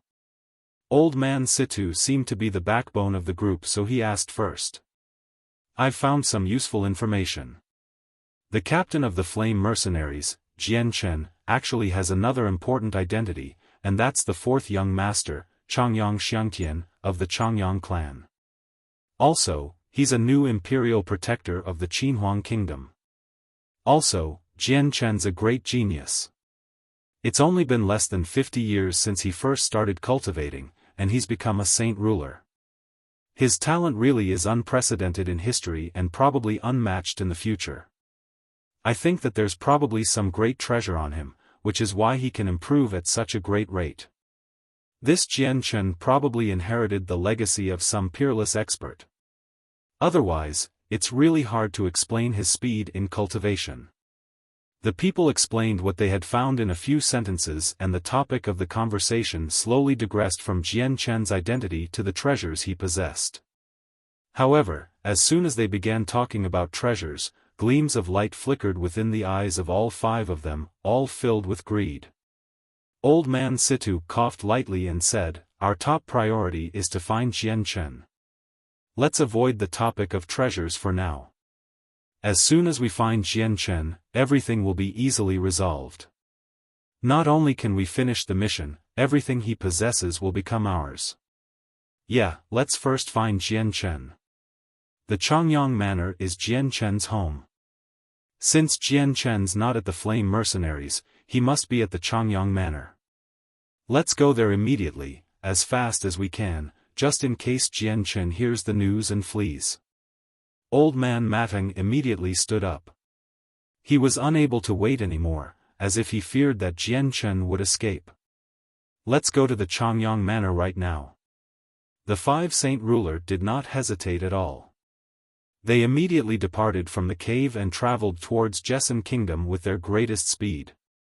Even the weakest of the five was in the fifth heavily layer, so as they traveled at their top speed through the use of spatial force, it could be considered extremely fast. They arrived in Jessan Kingdom in just 6 hours, even though it was several thousand kilometers away from the Flame Mercenaries. In Lore City of the Jessan Kingdom, the Changyang clan had already indisputably become the greatest clan in the kingdom without dispute. They was an existence that could dwarf the royal family and was respected by all ordinary people. Even in a radius of several thousand kilometers, there were no other great clans that could rival the Changyang clan. This was because in the Changyang clan, there was a dazzlingly lustrous and brilliant legend, Changyang Xiangtian. The fourth young master of the Changyang clan was the captain of the Flame Mercenaries, Jian Chen. This was no longer a secret, because no matter if it was the fourth young master of the Changyang clan or the captain of the Flame Mercenaries, they both possessed overly great statuses. The fame was so great that there was basically no one who did not know about him in a radius of several thousand kilometers, receiving the attention of countless people. As a result, there would also be many more people who would ask about Jian Chen, who was like a character from a legend, thus allowing his name to be spread even further. Also, after Jian Chen had truly become powerful, he did not purposefully conceal his identity. As a result, his true identity was found out very quickly by those who cared. As the fact that the captain of the Flame Mercenaries, Jian Chen, was the fourth young master of the Changyang clan spread, the clan's status also shot up at an unbelievable pace. It was as influential as the noon sun, as dazzling as the sun that shone in the sky. No one could waver the clan's position.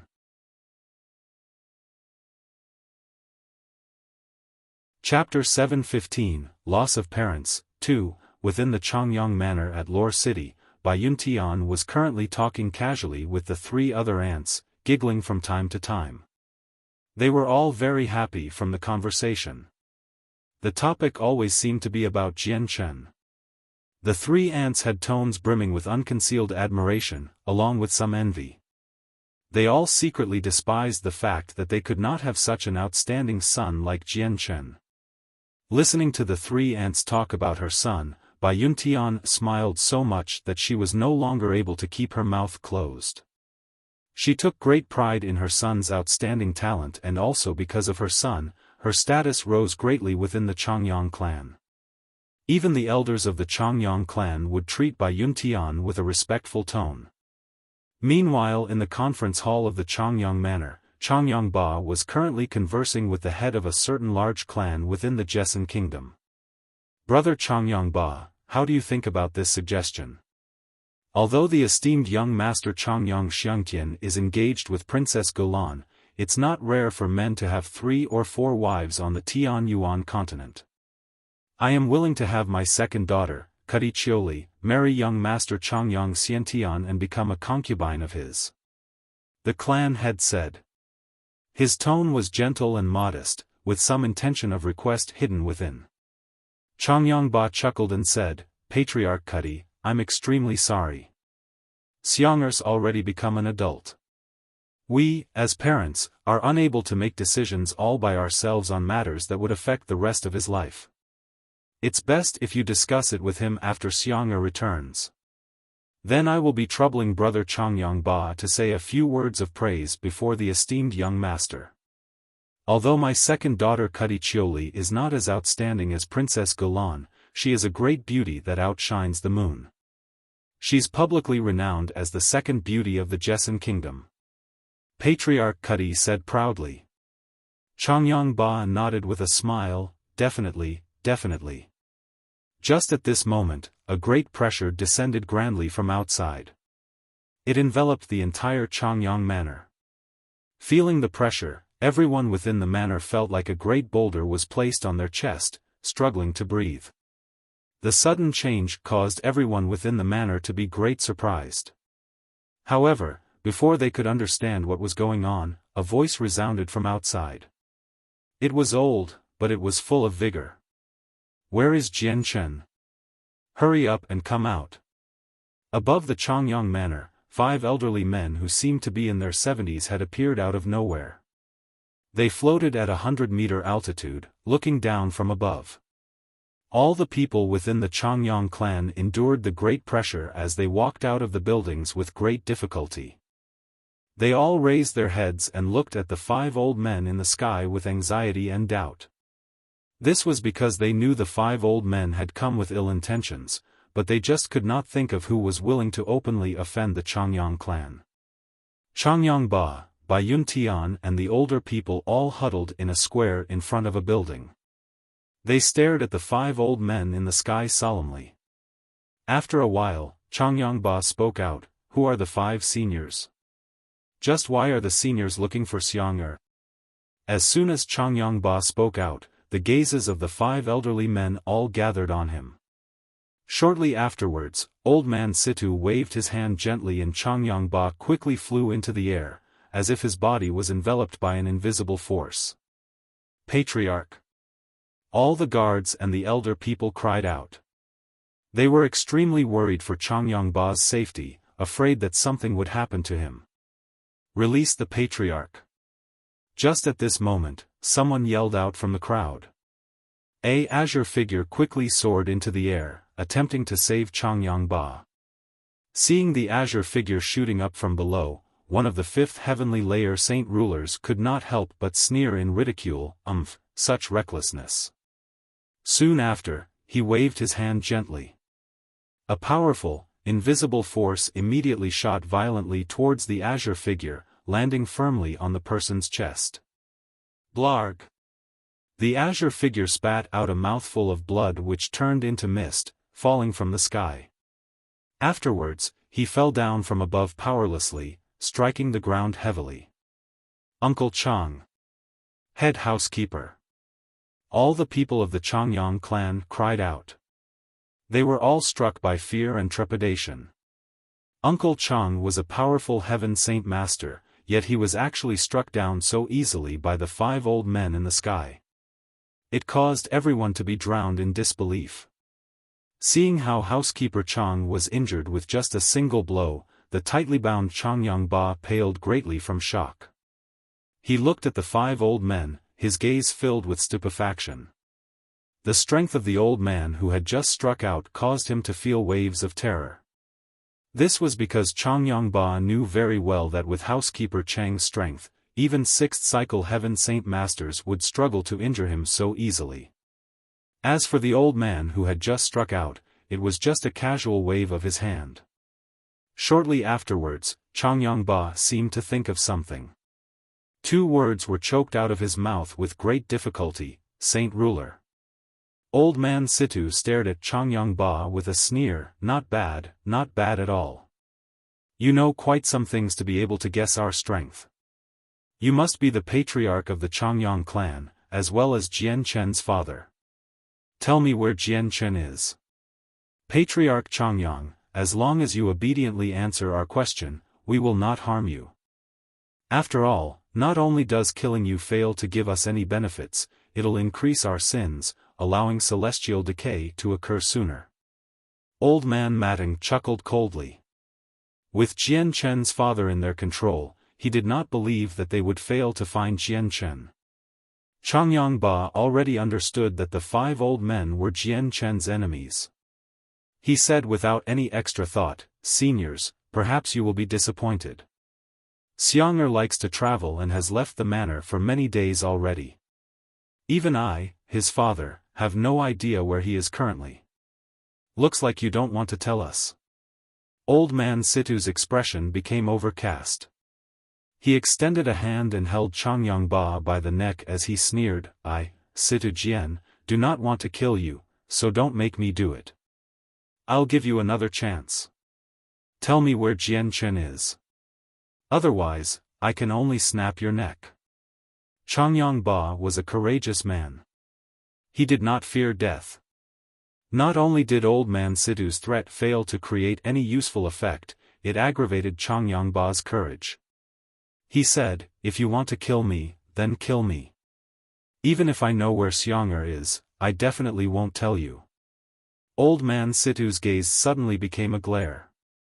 Shortly afterwards, he looked down and said, "If you want your patriarch to live, obediently tell us where Jian Chen is. Otherwise, don't blame me for being merciless."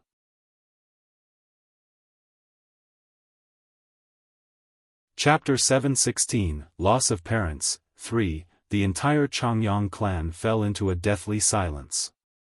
All the people stared at the 5 elderly men in the sky with fear and hatred, but no one was willing to announce Jian Chen's whereabouts.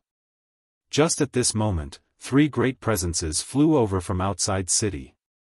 They arrived before the 5 people very soon. They were Qin Wuming, Qin Wujian and Qin Wutian. "Seniors, please release the patriarch. You must not harm the patriarch. Jian Chen is an imperial protector of our Qinhuang kingdom. If Imperial Protector Jian has some misunderstandings with seniors, we hope that everyone can sit down and talk over it, and not fall out just because of some small things."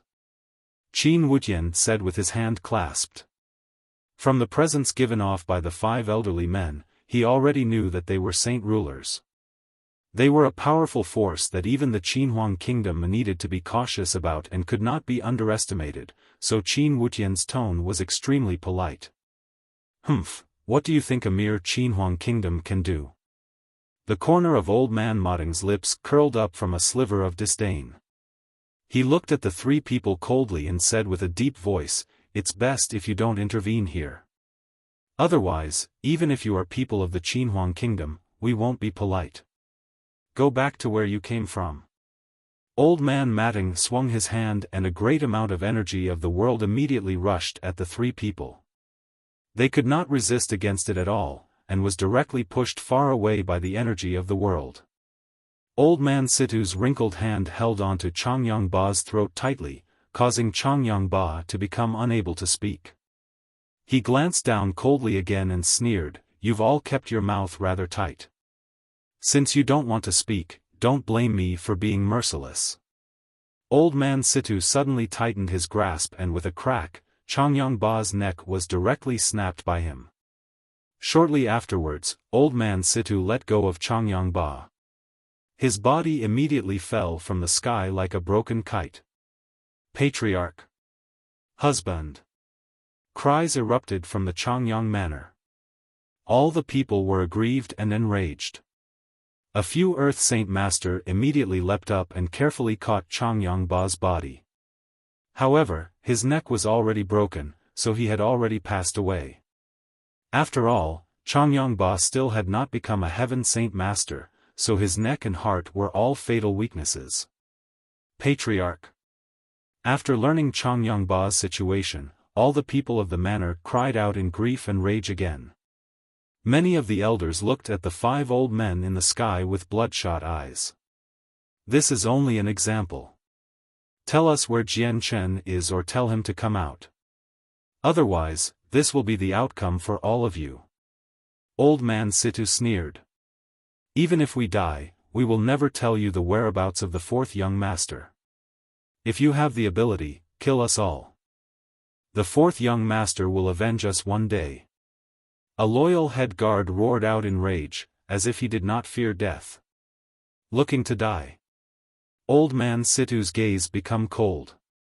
With the point of a finger, a swift gale shot out from the tips of his fingers like a lightning bolt. It landed between the eyebrows of the head guard, piercing through his head.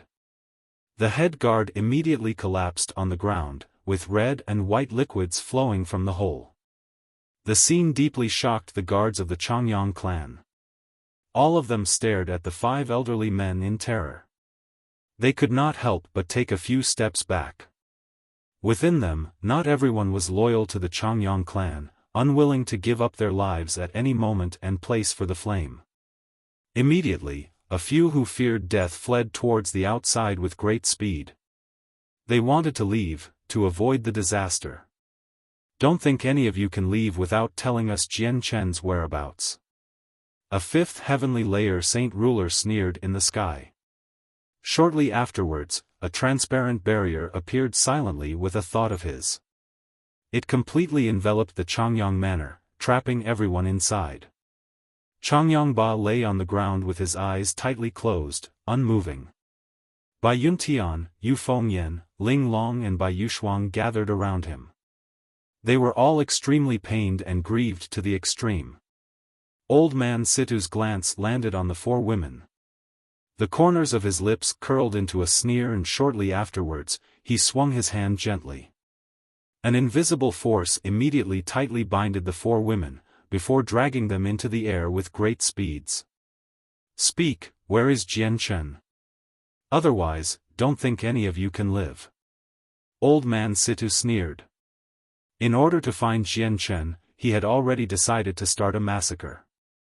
Although it was said that saint rulers would suffer celestial decay sooner from committing overly great sins, that was only when they killed countless people. After all, a fight between saint ruler would cause too great of a commotion. If 2 saint rulers were to go full out in a packed city, they could easily destroy the entire city. As for the millions or even tens of million citizens of the city, they definitely would not be able to survive. Only under situations like that would celestial decay occur. However, if it was just killed several dozen or several hundreds of people, there was no problem at all. Old man Situ stared cold at the 4 women.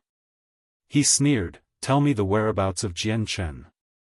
Otherwise, don't think any of you can live. I'm Xiang'er's mother. If you want to kill, kill me. The others have nothing to do with it. Don't bring innocent people into this." Bai Yuntian stared at old man Situ.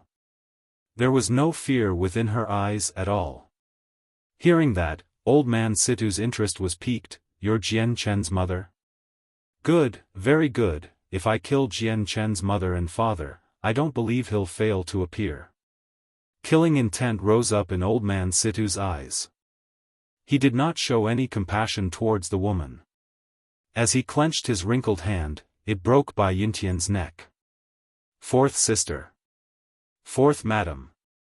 Cries erupted from the surroundings once again.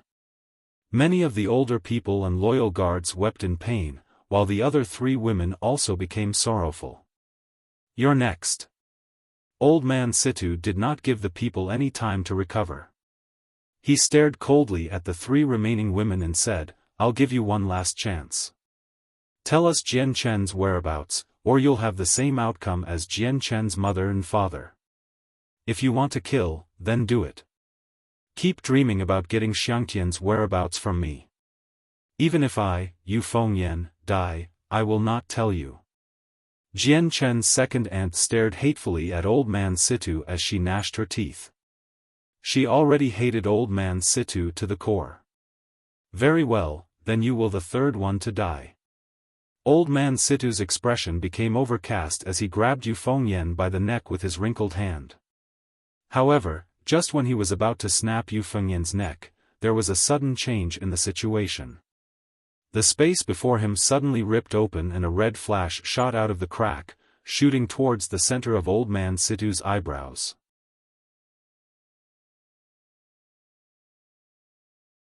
Chapter 717, for protectors of the Bloodsword sect. Even though the change occurred extremely suddenly and without any prior signs, Old Man Situ was a 6th heavenly layer saint ruler, so his reaction speed was extremely fast.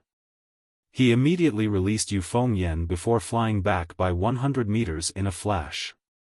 The speed of the red light was also extremely fast. It seemed to exceed the speed of lightning, following Old Man Situ closely as he retreated 100 meters, directly piercing at the center of Old Man Situ's eyebrows. A gleam of light flashed across Old Man Situ's eyes. With a sneer, the space before him immediately froze in attempt to forcefully lock the red flash mid-air. The red light seemed extremely small, but it carried great power. Not only did the space frozen by Old Man Situ fail to hinder the red light in any way, it was shattered by the energy from the red light, before continuing towards the center of Old Man Situ's eyebrows. However, a dark staff had already appeared in Old Man Situ's hands in this very moment. Grasping it with 2 hands, the staff immediately began to radiate with a dark light after an explosive shout. It was thrust at the red light with great speed. Ding! With a clear sound, the dark staff and the red light collided. The red light was immediately knocked away. Old Man Situ trembled slightly and could not help but take 3 steps back. His expression was solemn. The transparent barrier that enveloped the Chongyang Manor suddenly broke. Shortly afterwards, a middle-aged man in blood-red, long robes appeared out of nowhere 100 meters away. He casually extended both hands to catch the red light. At that moment, the red light that had attacked Old Man Situ could be clearly seen. It was actually a conical awl, around 4/3 of a meter long and a finger thick. The middle-aged man floated mid-air like a demon god. His long, red hair moved in the windless sky, floating about. He was expressionless and stared at the 5 old men coldly. A harsh light flickered in his eyes and killing intent radiated from them without any intention of concealing. As for the long awl in his hand, it seemed to be dyed blood red, giving off a demonic red glow. The 5 old men no longer paid any more attention to the people of the Chongyang clan. They all glared at the red-robed man. Someone had actually appeared to meddle with what they were doing at such an important time, which caused the 5 of them to become extremely angry. "Sir, who are you? Why do you meddle with what we are doing?" Old Man Matting shouted with a deep voice. His eyes also began to flicker with killing intent. Although the man in red robes possessed similar strength as him, it did not cause Old Man Matting any fear, because they had 5 people while he was just by himself. They had an advantage in numbers. "The 5 of you are working with the Gilligan clan, doing things that betray the human race. We have come under the sect master's orders to capture and kill," the man said expressionlessly. His tone was extremely cold and carried no emotions. When he got to the last 3 words, he said it with great pauses. As the 3 words, capture and kill, came out of the man's mouth, a powerful killing intent suddenly erupted from him, rushing at the 5 people with a great presence, like a roaring wave. Before the powerful killing intent, the surrounding space seemed to become viscous. It was clear that the man had reached a high degree of proficiency in controlling killing intent. Even though he gave off monstrous killing intent, the killing intent only tightly enveloped the 5 old men.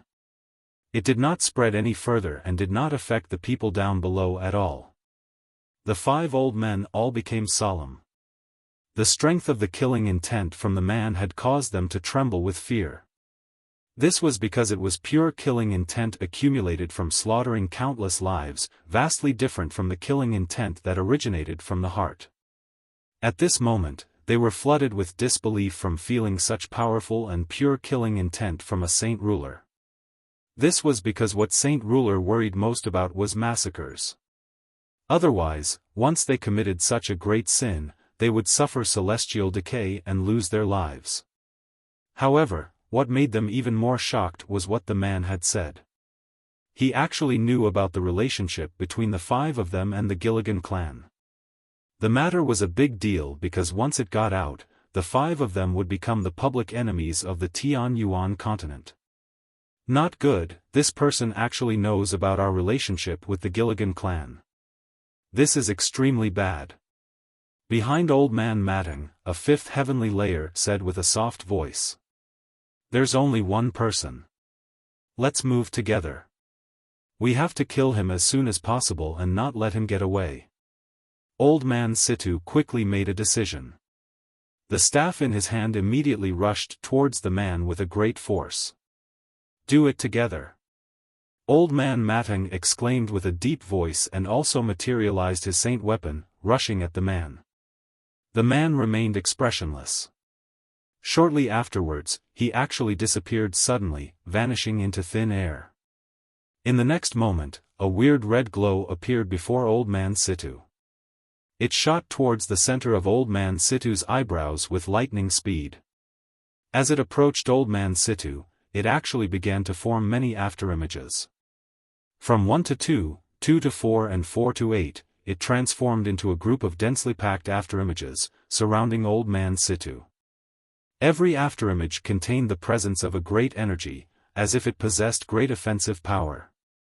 It was impossible to distinguish between the real and the fake. Old Man Situ shouted out loud, and vast, darkness-attributed saint force surged wildly from his body to protect his entire body. At the same time, the staff in his hands was coated with a layer of invisible world force.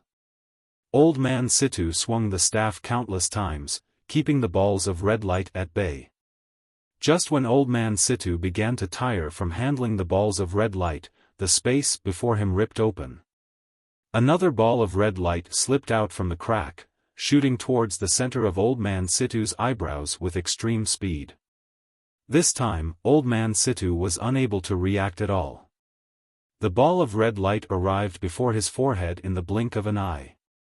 At that crucial moment, Old Man Situ's head was jerked to one side, avoiding it dangerously. However, a shallow, bloody mark had already appeared on his face. He came within an inch of having a hole punched through his brain and an outcome of having his soul wiped out. Old Man Situ's expression became extremely dark. The opponent was also a 6th heavenly layer saint ruler, yet the way the person fought had already reached a level of perfection.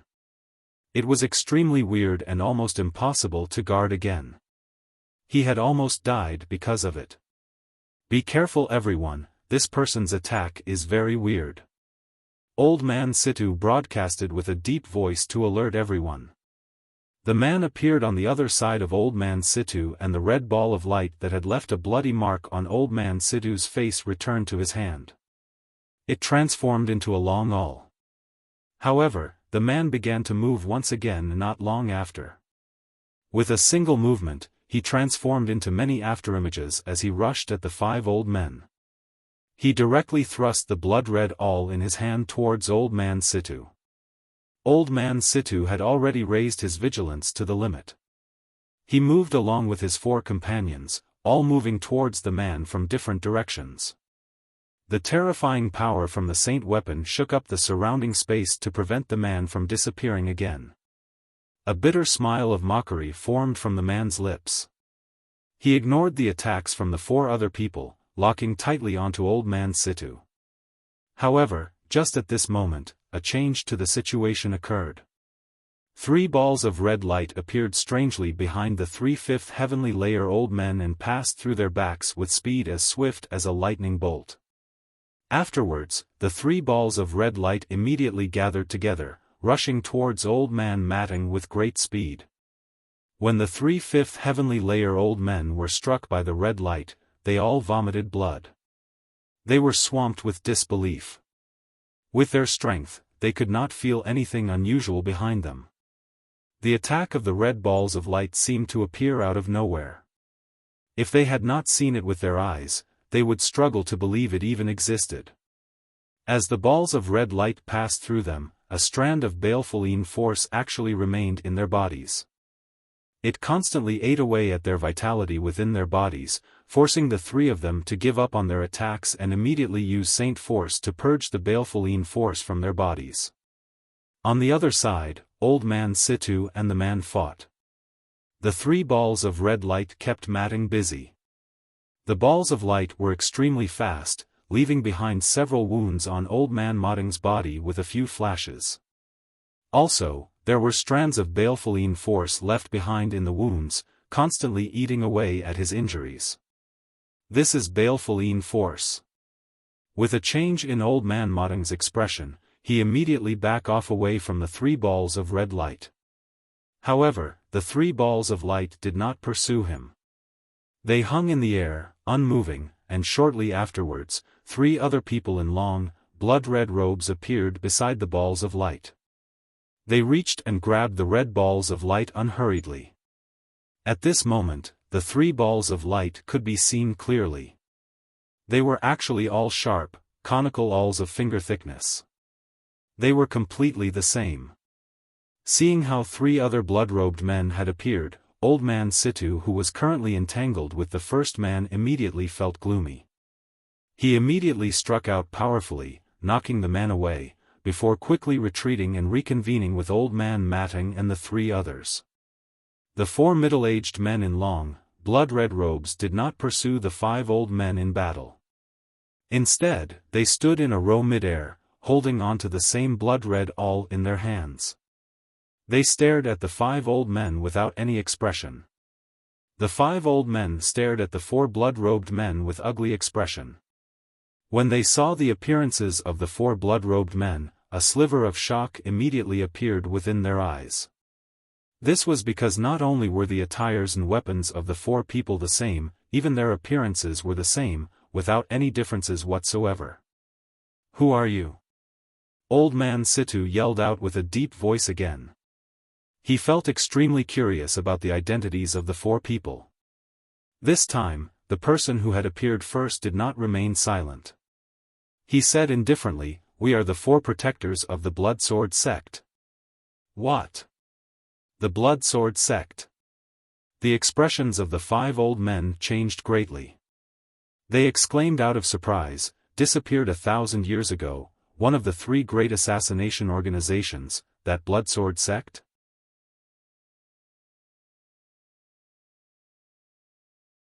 Chapter 7:18 The Welling of Sorrow. Not only did the 5 elderly men know about the Blood Sword sect, they also knew just how powerful the Blood Sword sect was. It scared the 5 of them very much. "Not good, they're actually from the Blood Sword sect. Let's go!" Old Man Matting exclaimed without any further thought. Before he had even finished speaking, he began to flee into the distance at a great speed. "Let's go!"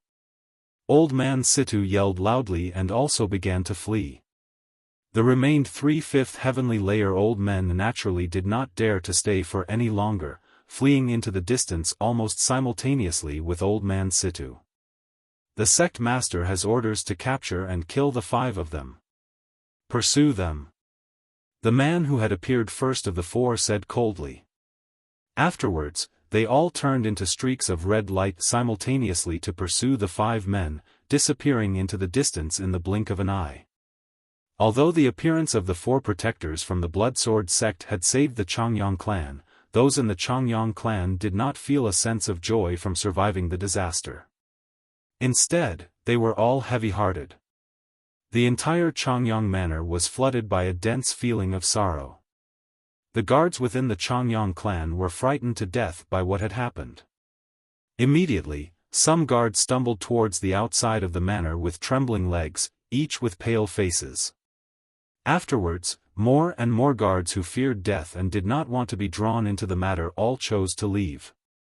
Most of them were guards who were hired by the Changyang clan with a lot of money. They worked at the Changyang clan, but they were not hell-bent on the job. If it were ordinary people, they would charge up without fearing death and massacre bravely, but the people the Changyan clan had provoked were saint rulers. Also, it was not just one saint ruler, but 5. They felt burdened by a great pressure, and with the death of Jian Chen's parents, Changyang Ba and Bai Yuntian, they all believed the Changyang clan was utterly doomed this time.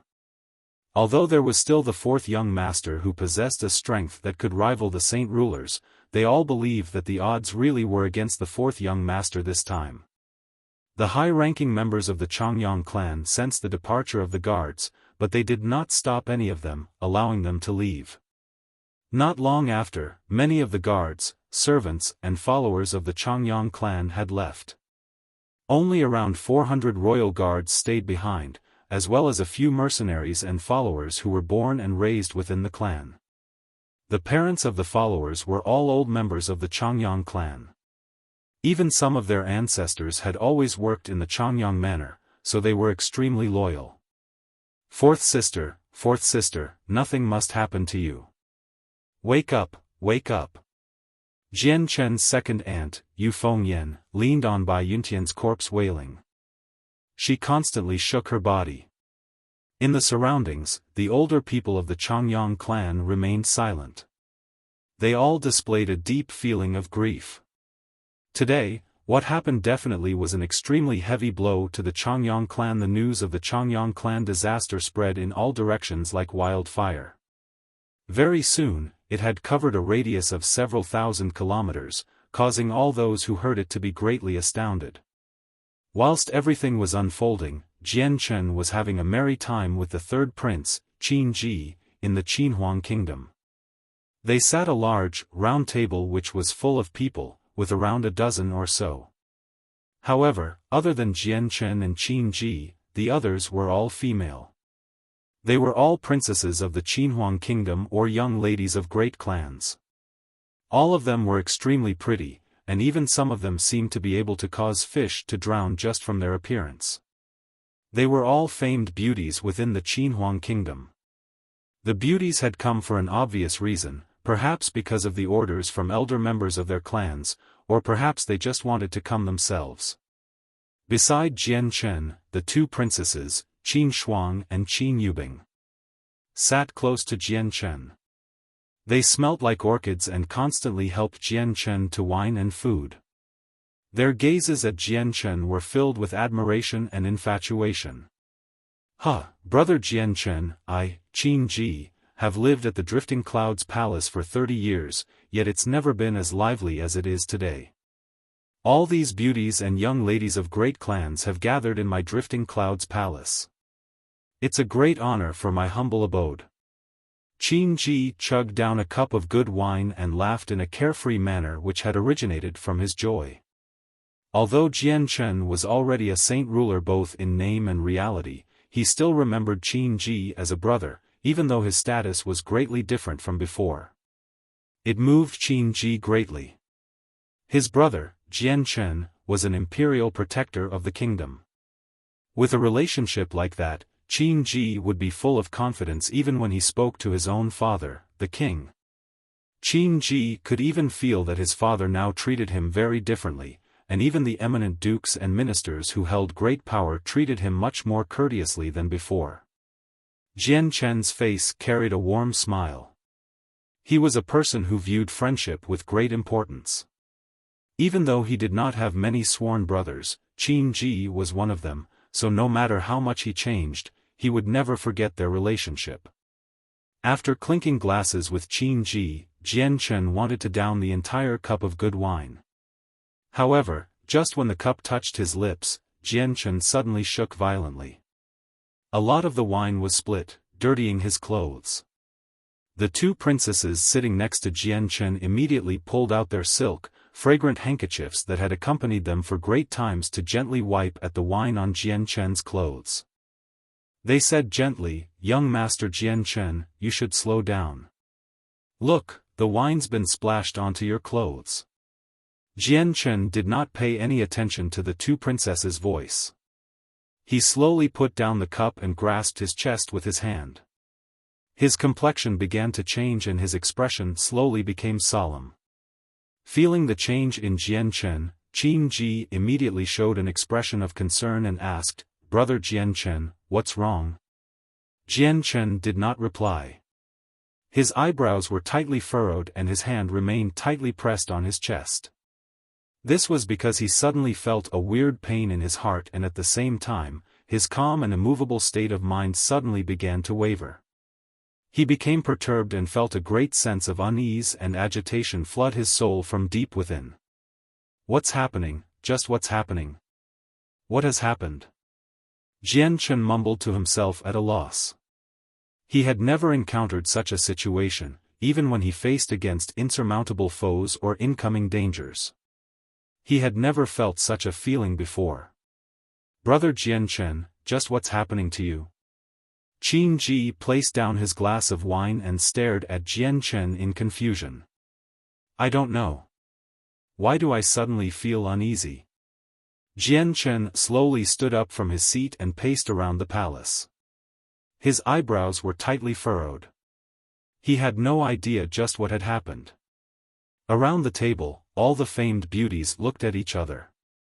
They did not know just what had happened to Jian Chen. Suddenly, a gleam of light flashed across Jian Chen's eyes. His expression immediately became grim and thought, perhaps something has happened at home?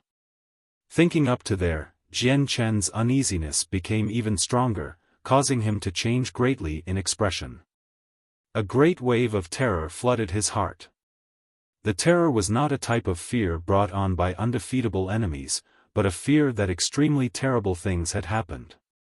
Brother Qin Ji, I must depart immediately. I will be bidding farewell first. Jian Chen could not stay for any longer. He immediately bid farewell to Qin Ji, before apologizing to the famed beauties around the table. Afterwards, he hurried out of the Drifting Clouds Palace, rushing over to where the space gate was in the royal palace. Qin Ji did not urge Jian Chen to stay. He stood in the Drifting Clouds Palace and watched as Jian Chen departed into the distance. His expression was full of doubt, and shortly afterwards, he muttered to himself, perhaps something's happened to Jian Chen's home? Jian Chen's departure was very hurried. He did not even bid farewell to the king or the 4 imperial protectors, and instead directly got people to activate the space gate using his identity as an imperial protector. He passed through the gate and left the Qinhuang kingdom. As there was a destination set up for space gates outside Lore City in the Jessen kingdom, Jian Chen directly arrived outside the city. When Jian Chen arrived outside the city, he arrived right in the center of the camp of the Eastern Deity Swords. There were soldiers clad in silver armor patrolling everywhere. The opening of the space gate alerted the soldiers of the Eastern Deity Swords. Immediately, several people saw Jian Chen exit the space gate, but they seemed to know who Jian Chen was. After seeing him clearly, they all dropped to one knee and exclaimed, "We greet the Imperial Protector." In the blink of an eye, everyone in the surroundings knelt on one knee. Jian Chen did not have the time to pay any attention to the soldiers. He immediately shot into the sky, flying towards Lore City. Jian Chen descended from the sky in the Chongyang manner. The moment his feet touched the ground, Jian Chen seemed to have been petrified, standing there blankly and dumbstruck. In front of him, there was a ring of people composed of the elderly people and guards who had not left. As for the center of the ring, Bai Yuntian and Chongyang Ba lay there, eyes closed and pale-faced. All the remaining people of the Chongyang clan gathered there. None of them spoke, feeling great remorse within their hearts. The entire Chongyang clan was enveloped by a great feeling of grief. It was less than 2 hours since the tragedy had occurred. Jian Chen stared blankly in the direction of the people. Although the center of the crowd was covered up by the surrounding people, he seemed to be able to see through the obstruction and clearly observe what was inside.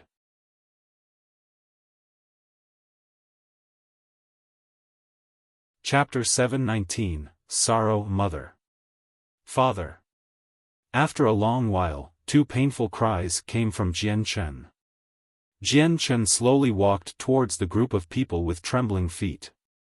It's the 4th young master's voice. The 4th young master has returned. The 4th young master is back. The guards that gathered together discovered Jian Chen, who had appeared at a moment unbeknownst to them. They all cried out, but their voices were not filled joy like before, but rather grief and sorrow. A pathway immediately formed in front of Jian Chen. He walked forwards with shaking steps before finally arriving in front of Bai Yuntian and Chongyang Ba. Seeing parents on the ground, a deep feeling of sorrow filled Jian Chen's soul. "Mother! Father!" Jian Chen cried out sorrowfully. He wanted to cry his heart out. His eyes became bloodshot and blood-red tears welled up in his eyes, slowly flowing down his face. With his current strength, he naturally could feel that his parents were already dead. Even with the high-grade radiant spirit pills he possessed, he was unable to revive the two. "Fourth young master, I am sorry." This old servant was useless, unable to properly protect the patriarch and the madam. Uncle Chang arrived beside Jian Chen with his shaking body. His face was pale and filled with self-blame. Jian Chen did not say anything. He stared lifelessly at his parents' bodies while the tears of blood constantly flowed from his eyes. A while later, Jian Chen's lifeless eyes finally regained some light, and closely afterwards, his gaze was aghast. He asked with a deep voice, "Just what has happened? Who has killed my parents?" Jian Chen's voice was not loud, but it was icy cold. Even the surrounding temperature abruptly plummeted with what he said, becoming chilly. The surrounding guards and elderly people immediately felt a cold intent envelope their bodies, causing them to shiver without any control. At that current moment, although Jian Chen did not give off any presence, he was like a death god to the surrounding people, unbelievably terrifying. "Fourth young master, before, a few saint rulers came to our Changyang manor and said that they were looking for you. The patriarch and the fourth madam were killed by them." Uncle Chang said sorrowfully, his tone gloomy. Jian Chen tightly clenched his fists and a great killing intent erupted from his body. It seemed to cause the surrounding space to become sticky. Just at that moment, Jian Chen suddenly raised his head and looked into the distance. He saw four blood-red figures heading over and around the four people. There was a powerful but concealed killing intent, orbiting slowly around the four of them. It was baleful force, condensed using a special method after killing countless lifeforms. Jian Chen immediately felt that the four people were saint rulers and jumped to the conclusion that they were the people who murdered his parents. His eyes became filled with the gleam of vengeance and his gaze became horrifying. The chaotic Niden with Jian Chen's dantian began to tremble violently. Strands of chaotic force flowed unrelentingly from the chaotic Niden, surging violently through Jian Chen's body like wild horses. It filled every corner of Jian Chen's body, and at the same time, a rocketing presence exploded from Jian Chen. It surged into the sky, accompanied by powerful killing intent. It seemed to form a dark cloud in the sky. "Arg!" Jian Chen gave out a long roar into the sky. His hair began to move even though there was no wind, dancing about madly. The dragon-slaying sword immediately appeared in his right hand, giving off a dark, beautiful glow. Suddenly, Jian Chen surged into the sky. He shot towards the four red figures in the distance like a lightning bolt, wielding the dragon-slaying sword. Seeing Jian Chen charge like a madman at them, the four blood-red figures came to a screeching stop. They floated mid-air, each with furrowed eyebrows. "Pay for my parents' life." Jian Chen roared at the sky and swung the dragon-slaying sword at the four people. A powerful sword chi shot out of the sword, flying towards the four people carrying a presence of destruction with it. Wherever the sword chi passed by, it caused the space to crack, creating long, thin, pitch-black cracks that would repair in the blink of an eye. "What is this power? Such strength?" one of the red-clothed men exclaimed in surprise. Shortly afterwards, a long, blood-colored awl appeared in his hand. At the same time, a similar awl appeared in the hands of the other three people. They thrust out their awls simultaneously, which rushed at the sword chi from Jian Chen with powerful baleful force. Boom!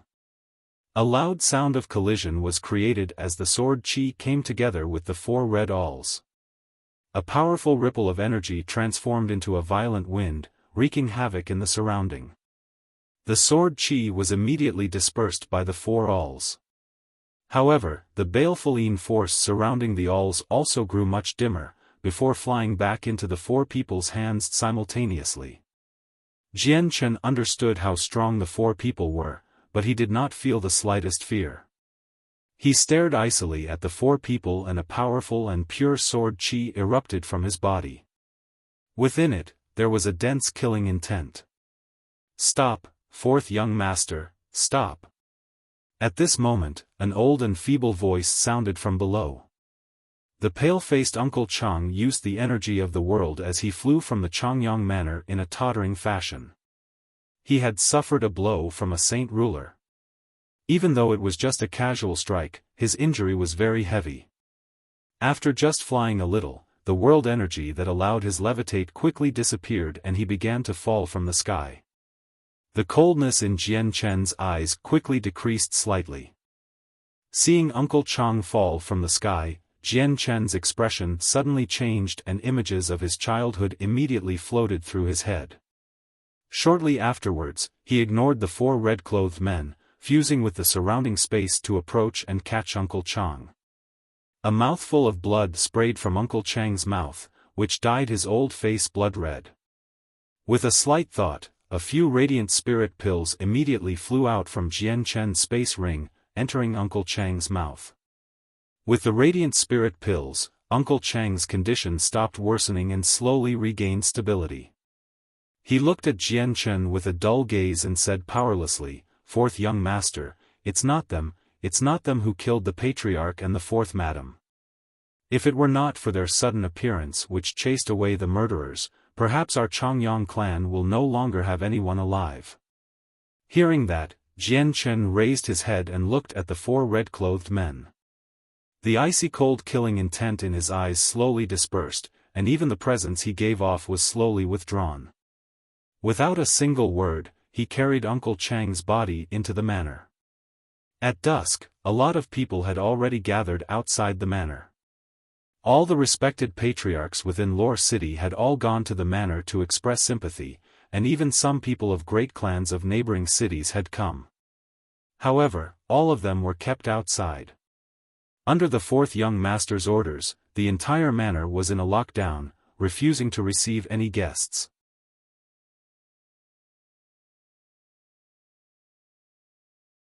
Chapter 720, Determination. Now that the patriarch of the Changyang clan had passed away, Jian Chen had basically become the head of the clan. Even the older members of the clan agreed to it. Under Jian Chen's command, the Changyang manor had gone into lockdown, refusing to receive any guests. They locked all of the people from the great clans who had come to express sympathy outside, which caused the manor to be surrounded with people. Before the main entrance, it was so jam-packed that even water would struggle to flow through the crowd. Even though it was like that, those who were locked out did not dare to be resentful. Not to mention the fact that the genius of the clan was in there. The Changyang clan had encountered such a great disaster today, so even if they behaved unusually, or even radically, it was understandable. Within the Changyang manor in a large room, it was currently full with people. Basically all the old people and members of the clan had gathered there. Before everyone was a luxurious bed, whereby Yuntian and Changyang Ba currently lay. Jian Chen sat blankly beside the bed. His dull eyes stared at his dead parents and he seemed to be petrified, unable to move at all. Behind Jian Chen, the sheet-white faces of Jian Chen's first and third aunt were covered with tears. They stood there silently and sorrowfully, while Jian Chen's second aunt had already cried to the point where her eyes had become red and swollen. On the side, Changyang Hu sat in a wheelchair, staring calmly at the two people on the bed. Changyang Hu was the only person who remained calm about Changyang Ba and Bai Yuntian's death. However, the emotions in his eyes varied constantly, sometimes stricken with grief, sometimes sorrowful, sometimes lost, sometimes melancholy, sometimes dull and sometimes calm. Almost all the emotions of people flashed across Changyang Hu's eyes. At that moment, no one knew what Changyang Hu was thinking. Even though the large and luxurious room was filled with people, it was unusually silent. The atmosphere was extremely heavy. The news about the deaths of the Changyang clan patriarch and Changyang Xiangtian's mother continued to spread further. On the second day, the king of Jessan Kingdom had arrived at the manor with commander of the imperial guards, Bai Dao, under the accompaniment of a heaven saint master. 2 hours later, the principal of Kargath Academy, Kafir, had also come to the Changyang clan. Afterwards, basically all the respected people within the Jessan Kingdom had gathered in Lore City. What happened with the Changyang clan created a very great commotion. The people had come to confirm the reality of the news, as well as to express sympathy. However, those people were all denied entry without any exceptions. They were unable to enter the clan, while only the king and principal who close ties with the clan were allowed in. Sister, brother will definitely avenge you. No matter how strong the opponent is, as long as brother is alive, brother will definitely avenge you. Looking at Bai Yuntian who lay on the bed, Bai Dao's expression became extremely sorrowful. His fists were already clenched, his unsharp nails actually deeply piercing into his palms, which caused his 2 hands to bleed. Meanwhile, the sliver of a recollection appeared in the depths of his eyes. He could not help but think about the moment when he had fled with his sister over 20 years ago. In that moment, Bai Dao had already secretly made the decision. In the future, he would spend all his efforts in raising his strength. In the blink of an eye, another day passed. On that day, Yu Yu, Bai Lian, Jie Tai, Nubis, Bai Hai and Huang Wuan had all come to the Changyang clan from the faraway flame mercenaries, along with Tianmu Ling from the Tianmu clan and the 8th heavenly layer Saint King Old Woman. The old woman swept her gaze across the manor. She seemed to be able to see through the walls, observing everything clearly within the manor. She sighed gently in her heart and thought, just who did this Jian Chen offend to actually have several saint rulers to move against his parents and do such despicable things? Sigh, this time, Linger didn't hold back and even got the old man to help guard the flame mercenaries. Looks like Jian Chen's status in Linger's heart is greater than normal. However, my Tianmu clan has helped Jian Chen greatly this time, and I don't think Jian Chen will forget. The matter about the tungsten alloy mine should be easier to handle now. The old man thought of by the old woman was Tianmu Ling's grandpa Jun. He was a powerful 9th heavenly layer saint ruler, and was an old couple with Tianmu Ling's grandma Wang.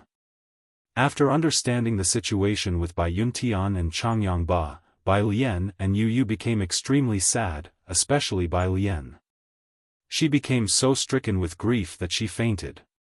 As for Bai Hai, the founder of the Bai family, he struggled to suppress his rage and declared on the spot that he would personally tear the 5 murders to pieces. After all, Bai Yuntian was one of the few descendants of the Bai family.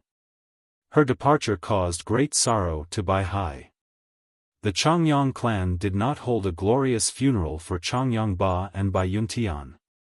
The older members constantly brought it up, but they were all shot down by Jian Chen. They all felt extremely helpless. Jian Chen stayed within the room for 3 days and only then did his state of mind recover from the rage and sorrow from before, returning to calmness. 3 days later, most of the people had already left the room with only a few remaining. Jian Chen finally moved from the posture he had held for 3 days. He walked up to the bed step by step, and gently pulled up the blankets for his parents. He said softly, "Mother, Father, I will definitely revive you." Jian Chen's gaze suddenly became resolute. He knew that not only did powerful radiant saint masters possess the power of regrowing limbs, they would even revive the dead. Hearing what Jian Chen said, the perplexed gaze of Changyang Hu quickly disappeared. It was replaced by peace, without any sorrow or any joy. It did not even seem to carry any signs of emotion, becoming terrifyingly calm. "Brother, it'll be all up to you for father and 4th aunt," Changyang Hu said softly to Jian Chen. Jian Chen stared deeply into his brother's eyes. He nodded and said, "Brother, don't worry. I swear that I'll revive mother and father." In that moment, Jian Chen's decision to go to the Holy Empire to break through Class 6 became even more resolute. Jian Chen comforted the grieving Bai Lian slightly, before leaving the room. When he arrived in the guest room, he immediately met Tian Muling and the old woman. However, Jian Chen just was not in the mood to discuss with them at that moment. He left the room after just some small conversation, going outside to catch some fresh air. Outside, Jian Chen's gaze suddenly gathered and landed on the 4 middle-aged men in blood-red clothes close by. The 4 men currently stood beside each other with their eyes closed and arms crossed. Although they stood ordinarily there, they seemed to carry the presence of the world, as if they were fused with the world. The guards of the Changyang clan all knew how powerful the 4 men were, so even though the Changyang manor was in lockdown, they did not dare to chase away the 4 men. During that time, some of clan elders even went up courteously to thank them, but the 4 men were very cold. They did not pay any attention to the elders expressing gratitude, not even opening their eyes. Jian Chen stared and observed the 4 red-clothed men. From the identical appearances of the 4 people, he could already roughly guess that if the 4 had not undergone any manipulation in appearance, there were definitely rarely seen quadruplets. Chen did not know the identity of the 4 men. However, they had saved the Changyang clan when it was in trouble and helped the Changyang clan avoid a tragedy, which made Jian Chen feel grateful. Just when Jian Chen went up to thank the 4 of them, they suddenly opened their eyes and looked at Jian Chen simultaneously. There were no emotions in their eyes at all, only coldness and indifference. Jian Chen, the 4 of us have waited until now is because the sect master has sent you a message. The Gilligan clan king has already sent several powerful humans against you, and he wants you to be more careful. Jian Chen heard a cold and indifferent voice. This was the voice transmission that only saint rulers could use. As soon as the message reached the end, the 4 men seemed to have a spiritual connection, turning into streaks of red light and rushing into the sky. They disappeared into the horizon in the blink of an eye. Jian Chen's expression became serious. He gazed deeply at the horizon where the 4 men had disappeared. The light within his eyes flickered, while his complexion fluctuated. Just who are those 4 people? Who is the sect master they speak of, and why do they know that the Gilligan clan king wants to deal with me? Perhaps they already know about the winged tiger god? Jian Chen constantly thought about those questions, before having images of the mercenary city Grand Elder Tian Jian and the mysterious Uncle Xiao flash through his mind. However, he remained unsure. As for Uncle Xiao, Jian Chen had already thought that he was a saint ruler before, because he possessed the abilities of saint rulers. However, after becoming a saint ruler, this notion began to waver, because Jian Chen had always been guessing at Uncle Xiao's strength. Jian Chen had never been sure whether Uncle Xiao was a saint ruler or something above a saint ruler. Uncle Xiao always brought an unfathomable but extremely ordinary feeling to Jian Chen.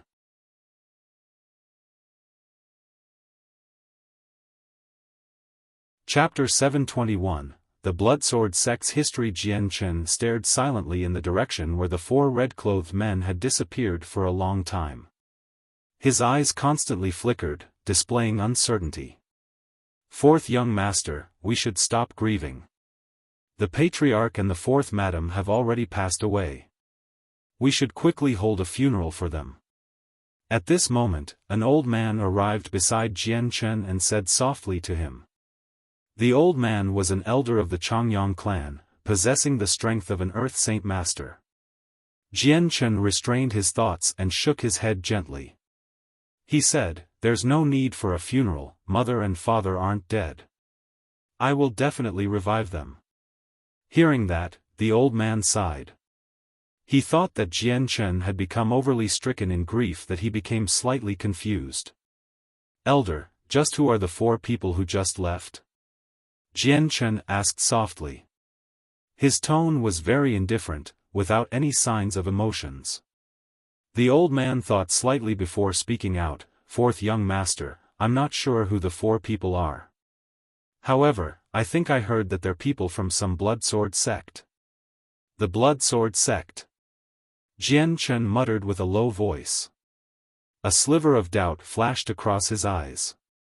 He was extremely unfamiliar with the name of the sect.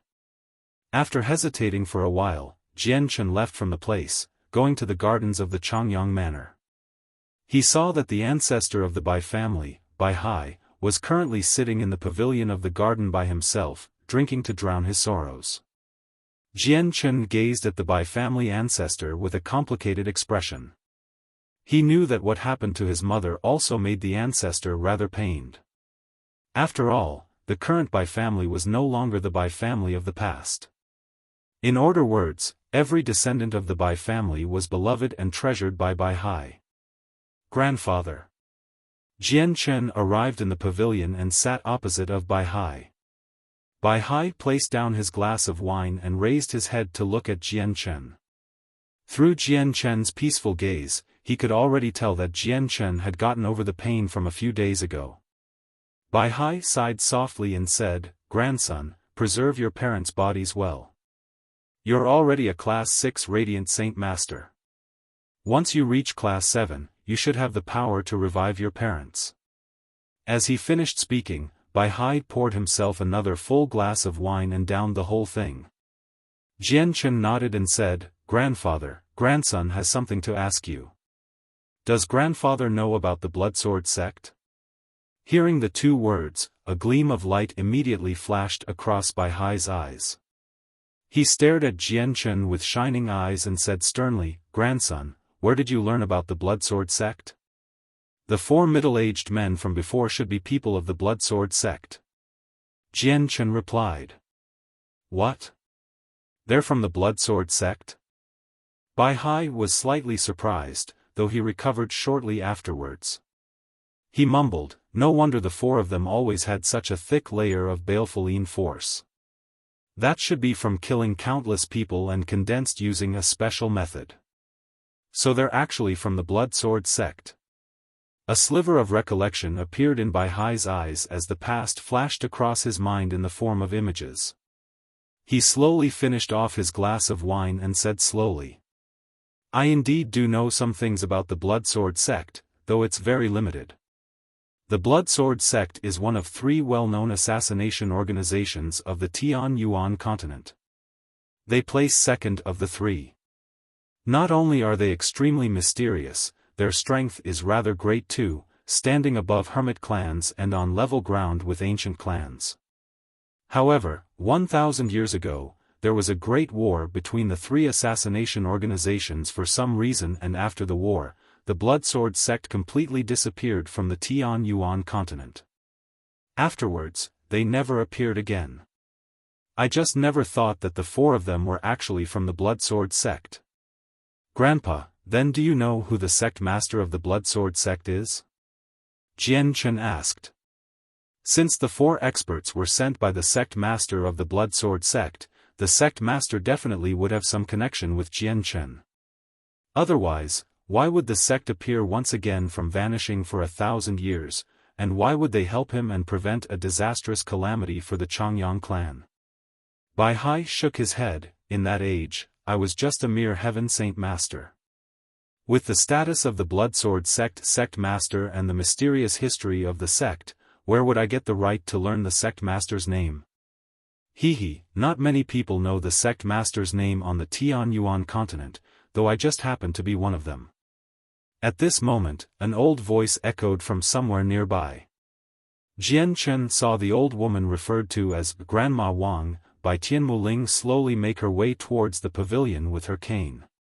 Jian Chen and Bai Hai both stood up immediately, clasping their hands at the old woman at the same time. "I greet Senior." Wang Yanhong chuckled, "No need to be so polite. I've eavesdropped the conversation between the two of you without permission, so please forgive me.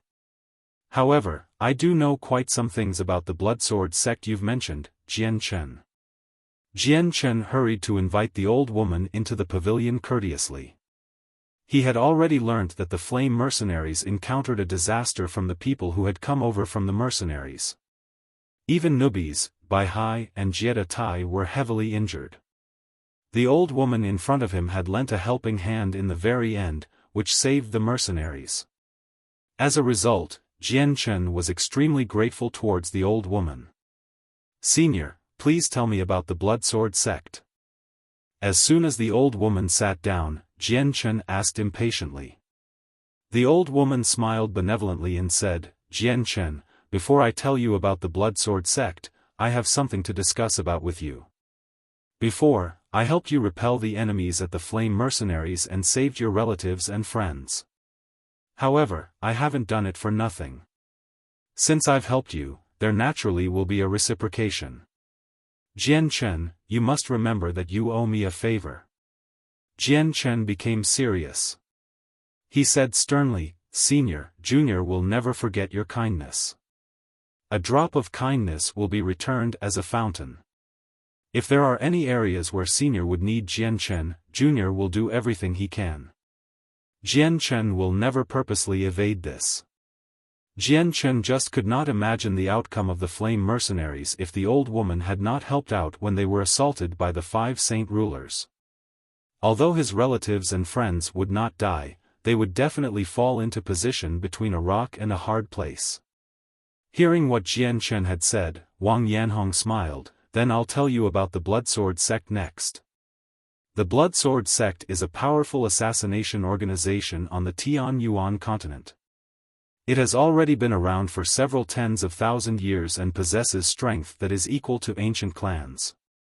The method they practice uses slaughter to increase their strength. Every time they kill a person, they will condense a strand of baleful force. The more they kill, the thicker the baleful force they can condense. Not only is the force able to stun people, causing them to become all sluggish temporarily, it can also wipe out people's soul. They can kill without any signs, which is a worry to all people on the Tianyuan continent. However, the baleful force of the Blood Sword sect also has a great disadvantage, that it's a consumable. If they use too much, they can only replenish it through slaughtering people. As a result, baleful force is only used often by those below Heaven Saint Master, while saint rulers rarely ever use it against their opponent, unless it's a moment of life or death. Saint rulers are restrained by celestial decay, unable to conduct massacres, so their baleful force decreases as they use it without any way of replenishing it. However, when saint rulers of the Blood Sword sect do happen to use baleful force, they can kill saint rulers with just a single strike, unless the opponent is just overly powerful. This is their greatest life-saving tactic. Speaking up to there, a sliver of dread appeared in the depths of Wang Yanhong's eyes. Is that so? No wonder I felt the thick baleful force around them. It must have been condensed before they became saint rulers. Jian Chen thought. He could not help but think back to the 4 red-clothed men. But 1,000 years ago, something happened between the 3 great assassination organizations. It was caused by the Blood Sword sect master of that generation. He possessed great talent, becoming a great 9th heavenly layer saint king in just a few thousand years. He became the only expert who was infinitesimally close to being a saint emperor from the Blood Sword sect, and because of him, the Blood Sword sect rose greatly in power. They became a sect that completely overtook ancient clans, an existence that could rival the 10 guardian clans. Reaching such a level in strength, the sect master also became one of the few great experts of the Tianyuan continent. As a result, he came up with the idea of unifying all assassination organizations. This led to the other 2 assassination organizations forming a treaty and going to war against the Blood Sword sect. However, the sect master back then was already standing on the apex. Even on the entire Tianyuan continent, only Mercenary City, the 10 guardian clans and the Lord of the Carnal Desire Way could rival him. Although the other 2 assassination organizations formed a treaty, they still failed to handle the Blood Sword sect. Even the leaders of the 2 organizations were injured by the sect master, causing the organization to arrive at the brink of destruction. But just at that moment, something unfortunate happened. The other 2 organizations actually schemed and baited out the sect master's partner and killed her in an ambush. Her soul was wiped out and utterly destroyed, which even prevented powerful radiant saint masters to revive her. The partner was found by the sect master before he reached Saint King, so she held an extremely great position in the sect master's heart. Also before she had died, she was actually pregnant. The death of his partner dealt a heavy blow to the sect master. In just a night, the sect master's appearance underwent an upheaving change. His 20-odd-year-old, handsome appearance which he always maintained became old in just a night. Even his dark hair turned silvery gray. Afterwards, the sect master used 10,000-year-old heavenly resources to revive the child in his partner's womb. He went to the two organizations with just his fallen partner and young son and held a mad massacre in vengeance. In that battle, the sect master caused damage that was capable of ending both organizations. All the powerful members of the organizations died in the hands of the sect master, heavily weakening both organizations. After that had happened, the Blood Sword sect, renowned on the entire continent, disappeared from the Tian Yuan continent. The sect master never appeared on the continent again, without any trace at all. He seemed to just have vanished, with no one knowing his whereabouts. During that period, there were many rumors. Some said that the sect master had fallen from celestial decay due to the great massacre he had committed. Some said that the sect master had become overwhelmed with grief and went on to follow his dead wife. There were also others who said the sect masters had already retired from the continent, living a life of no worldly affairs. But no matter how exaggerated the rumors were, the sect master has never showed up on the continent even until now. No one knows whether he's retired or gone to chase after his wife. Senior, then do you know the name of the sect master? Jian Chen's tone was rather urgent. Wang Yanhong thought back for a while and said, I learnt the name of the sect master from the ancestor of the Tianmu clan. His name is Xiaofan.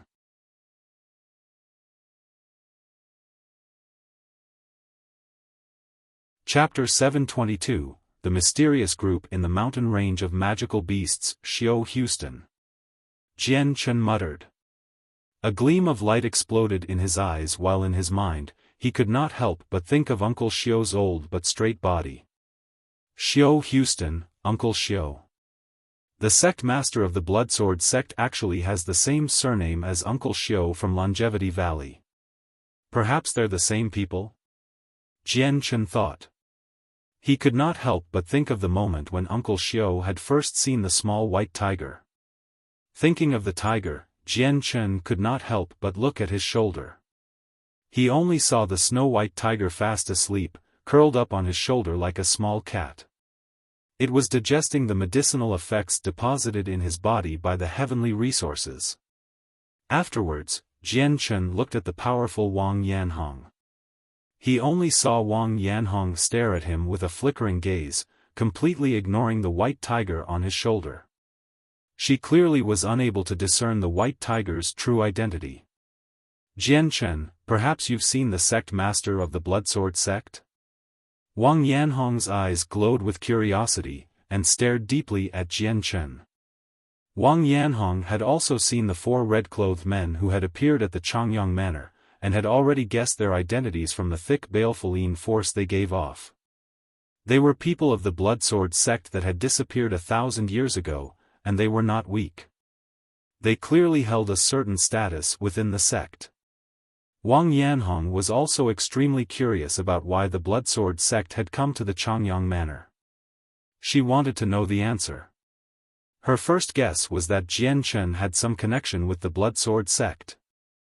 Jian Chen shook his head. Senior, I've only learnt about the Blood Sword sect today, let alone knowing the sect master. Although he had put it in such a way, images of Uncle Xiao constantly floated through his mind. Jian Chen always felt that Uncle Xiao was extremely profound, and he shared the same surname with the Blood Sword sect master. Also, Uncle Xiao's family situation matched up extremely well with what the sect master had suffered. He had no partner, only a son and a grandson. Jian Chen just did not know how old Xiaomi was. Also, only the Grand Elder of Mercenary City and Uncle Xiao could tell the White Tiger's identity with a glance up until now. That was enough to show Uncle Xiao's extraordinaire. Though, Jian Chen only guessed that the Bloodsword sect master might have some connection with Uncle Xiao. He had yet to confirm it. Leaving the garden, Jian Chen immediately spent a great amount to buy a 1,000-year ice coffin, which he placed his parents' corpses inside. Although powerful radiant saint masters could revive the dead, the bodies had to remain in a good condition. Jian Chen stayed in the Changyang Manor for 7 days. In those 7 days, the Changyang Manor was always overcast by a cloud of gloominess, and after the 7 days, many of those who had come to express sympathy had already left. There was barely anyone left, but they still had not taken a single step into the manor. 7 days later, Jian Chen had gotten over his sorrow. However, what had happened to his parents left an irremovable mark on Jian Chen.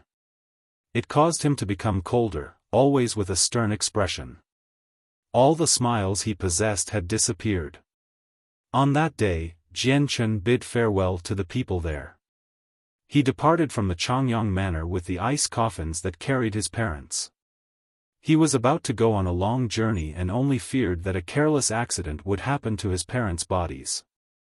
As a result, he needed to find a safe place to keep the coffins that could guarantee that nothing would happen. Only like that could he leave without any worries. Although ice coffins could be placed into spatial rings, Jian Chen did not do that. He was already a powerful saint ruler, but he still had enemies on the Tianyuan continent. Also, the 5 saint rulers were currently pursuing him. If anything were to happen to him, his parents would never see the day of light again. Time could blunt everything. After 7 days of buffering from the tragedy that had occurred with the Changyang clan, it had already begun to settle down. Meanwhile, Jian Chen instead carried the ice coffins, and soared high up in the sky.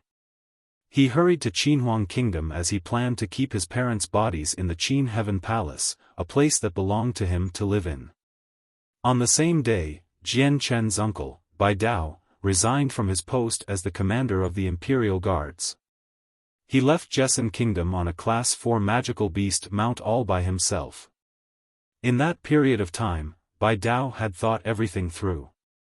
He wanted to quickly increase his strength, and other than training hard and tempering himself through life-or-death situations, only the baptism of blood could help him.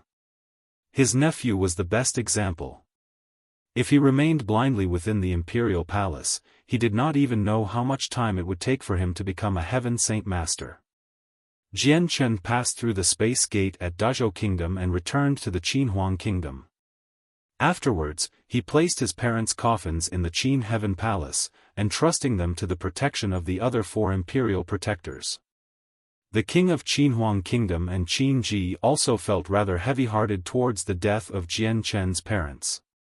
They properly consoled Jian Chen. However, under Jian Chen's forceful request, the situation with his parents was not announced. Only a very few people within the kingdom knew about it. After he placed down his parents, Jian Chen then had a secret conversation with the 4 other imperial protectors elsewhere in the palace. Afterwards, he departed from the kingdom the next day, and traveled to Dazhou Kingdom through the space gate. Afterwards, Jian Chen visited the Tianqin clan to see Qin Shao once again. Jian Chen originally planned to have Qin Shao go with the flame mercenaries to train him, but now with all that had happened with the mercenaries and the fact that he was about to depart from them, he could only give up on the idea of taking Qin Shao away. This was due to the fact that the flame mercenaries were facing a great challenge, even though they possessed a certain level of strength. The mercenaries were no longer safe, so taking Qin Shao there perhaps would only bring troubles for him. Also, because of the winged tiger god, the flame mercenaries would definitely be into the matter sooner or later, and even the Changyang clan would not escape it. If he got Qin Shao to join the mercenaries, it was undoubtedly throwing him into a fire. If something bad happened, it would even pull the Tianqin clan into it. The reason why Jian Chen thought like this was because he had a strong premonition. Once the news of the winged tiger god got out, he would probably become a public enemy of the continent. Leaving the Tianqin clan, Jian Chen directly returned to the Jessan Kingdom.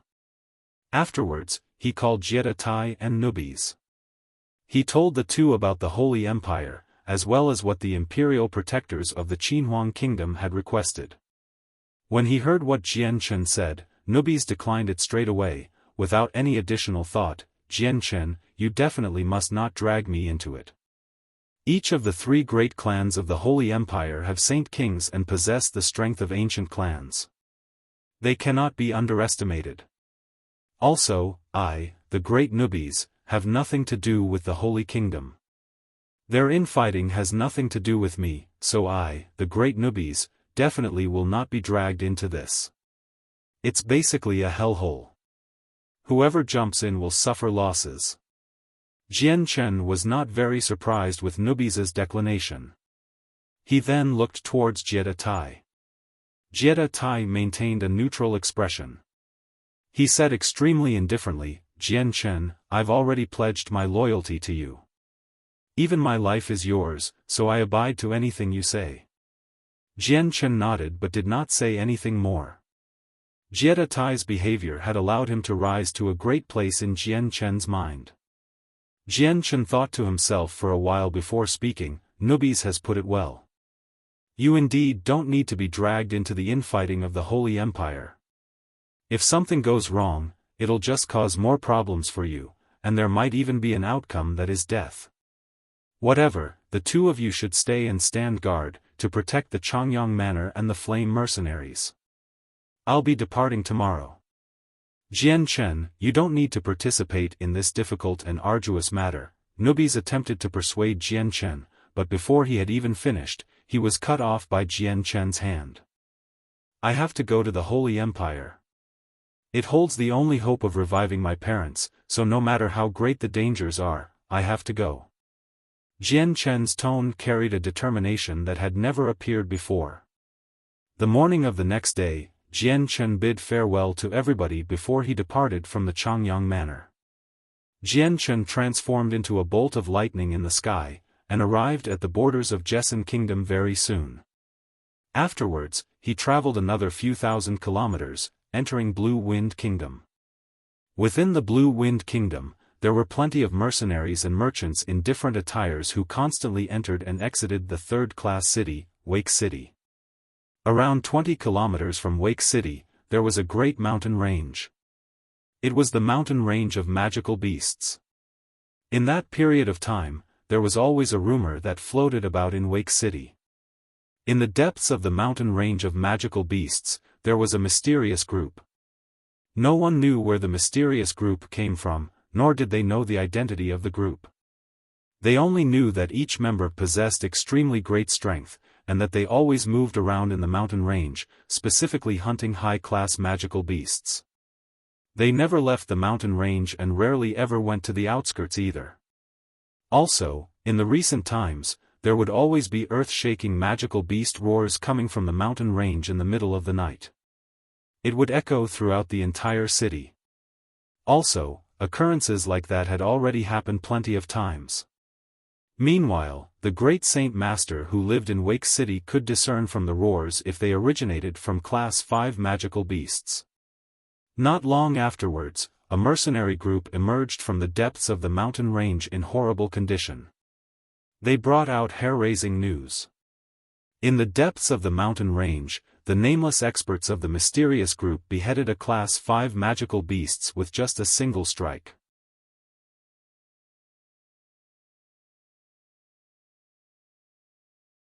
Chapter 723, Heading to the Holy Empire. Although the mysterious group in the depths of the mountain range of magical beasts outside Wake City was no longer a secret, so much time had already passed that no one knew the identity of this mysterious group.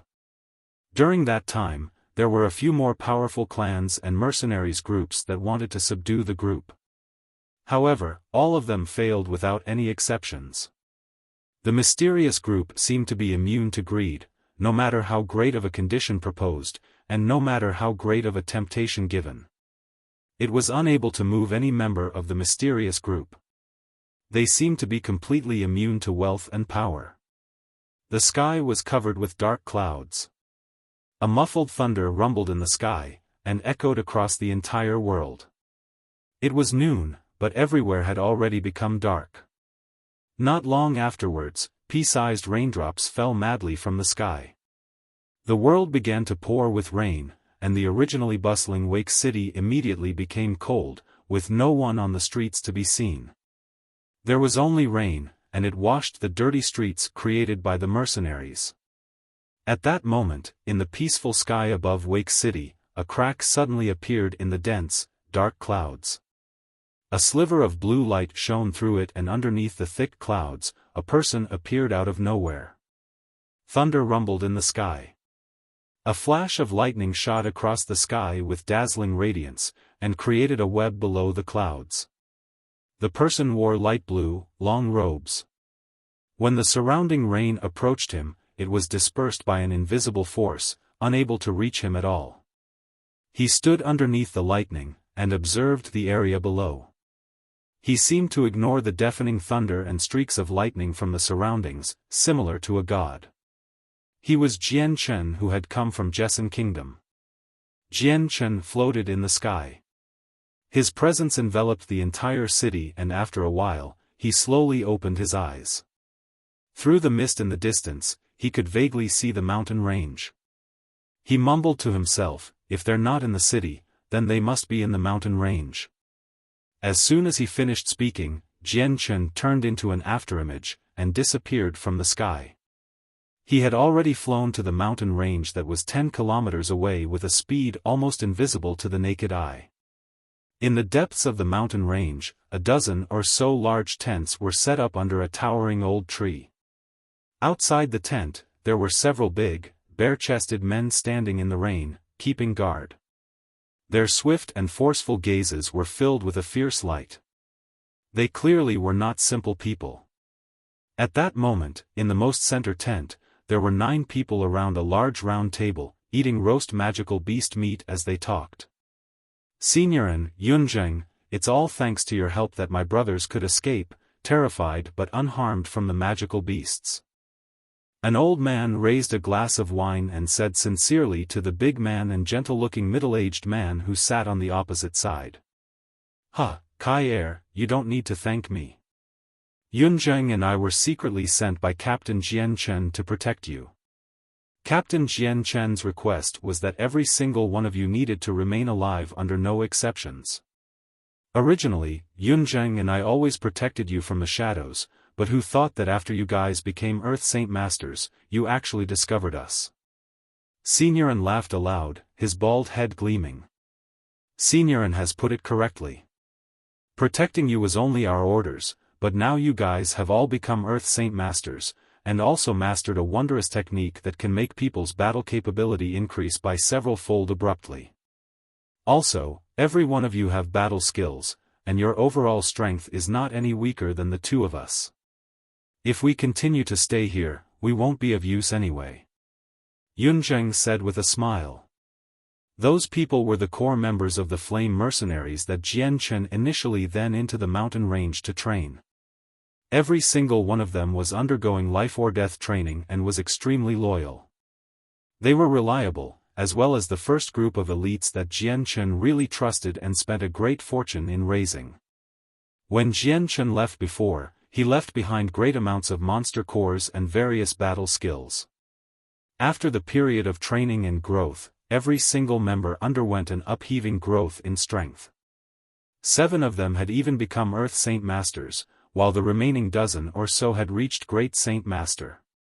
There were no longer any Saint Masters. Listening to what Yunzheng said, the people in the tent all pondered silently. Charles said, "Brother Yunzheng is right. This mountain range of magical beasts is just too small, with the strongest magical beasts only being Class 5. In this period of time, there aren't many Class 5 magical beasts left after we killed a few. With our current strength, it's pointless to stay any longer. My brothers have already gotten a good grasp with the human tier battle skills, and with the heaven-stolen fortune from Captain, they can easily kill magical beasts that are much stronger than them. The magical beasts here no longer for any threat to us. It's just a pity that Captain is not here. Without his orders, we can't just leave here." Qingfeng said with a soft voice. After the period of violent magical beast huntings, Qing Feng had already become the person who improved the fastest in the group. Not only was he the first one to become an Earth Saint Master, he had reached the second cycle just a few days ago. Other than Yunzheng and Senioren, he was the strongest in the group. Although the group of people did not possess the talents of great geniuses, their body constitution had already been improved by the 1,000-year-old 100-grass wine from Jianchen. It allowed them to cultivate at speeds much greater than ordinary people, and with the period of hard training, every single one of them had great improvements. Only if the captain was here. Ever since we've entered the depths of the mountain range, we haven't left. We don't know much about the situation outside. Mo Tian sighed. He could not help but think of a handsome, righteous face. Just at this moment, a grand presence suddenly descended from outside. Although the presence was gentle, unable to cause any harm to people, it carried a feeling of vast endlessness, as if it represented the world. Even Earth Saint Masters felt weak like ants before the presence. What a immovable presence! Everyone within the tent suddenly became alert. They then threw away the cups in their hands, hurrying out from the tent. Rain continued to pour outside and the sky was gloomy. Yunzheng, Senioren and the members of the Flame Mercenaries who recently became Earth Saint Masters all came out of the central tent together, and allowed themselves to be drenched in rain. At the same time, various other people came out one by one from the surrounding tents. They quickly arrived behind Yunzheng and the others, and looked around with solemn expressions. They were looking for the source of the presence. In just the time of a breath, the core members of the Flame Mercenaries who had originally entered the mountain range to train had all gathered together. Just at that moment, a pale blue light slashed the horizon in half. It flew over the distance like a lightning bolt, and headed right in the direction where the Flame Mercenaries were. Everyone be careful, the person's a Heaven Saint Master. Everyone's expression was filled with vigilance. Meanwhile, a thumb-sized piece of jade had already appeared in Senior Anne's hand. The blue figure that had cut through the sky stopped before the mercenaries in the end, floating above. There, everyone could see his appearance. Observing him clearly, everyone was slightly surprised. Their vigilant expressions immediately disappeared, replaced by expressions of joy and excitement. Captain! It's the captain! The captain's returned! Everyone cried out in excitement. They were clearly elated with Jian Chen's arrival, and afterwards, they all kneeled on one knee to welcome Jian Chen. Jian Chen's long, blue robes shook about in the violent wind, his towering body remained dry from the rain. He looked slowly at the large men below, and a faint smile appeared on his expressionless face. He said, "Not bad, well done. Looks like you've all improved greatly during this period of time." Jian Chen slowly descended, and with a thought, an invisible force immediately flooded the surroundings, pulling everyone up off the ground. Jian Chen was courteously invited into the central tent by several Earth Saint Masters. Afterwards, they gave a general report of what had happened during the years to Jian Chen. "Yes, well done. There's actually 7 of you who've become Earth Saint Masters, which has indeed created some surprises for me. With your current strength, staying here won't do you any good." Jian Chen took out a wooden box and a stack of books from his space ring. He said, "In this box are classed 6 Radiant Spirit Pills. These are some Earth-tier battle skills. You should take these and split the pills evenly between each other as a life-saving measure. As for these Earth-tier battle skills, you can learn them once you've become an Earth Saint Masters. Prepare to leave here tomorrow and go train on the vast continent." "Yes, Captain." The 7 Earth Saint Masters replied together. Each of them had joy that they struggled to conceal in their eyes. "Remember, when you go training on the continent, don't use the name Flame Mercenaries. Go under a different group name." Jian Chen warned them once again, before turning his head and said, "Yunzhang, Senioren, the 2 of you have done well. You've already completely the mission. The two of you can report back to the main base of the mercenaries with my keepsake. Jian Chen gave them a jade trinket.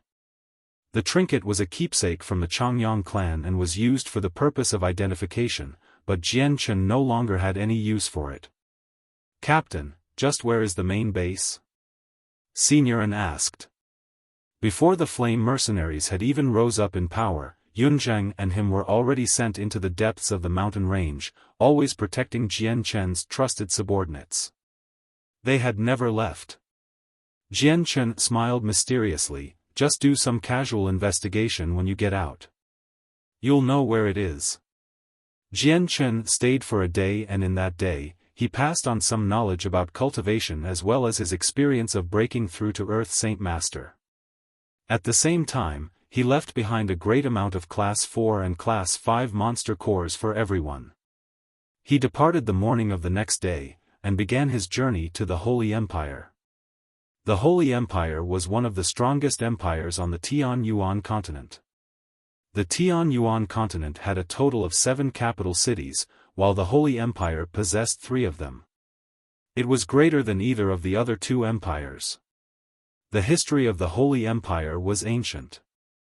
It already had 1,000,000 years of history, and it was commonly said that before Mo Tianyun and the winged tiger god had even appeared, the empire already existed.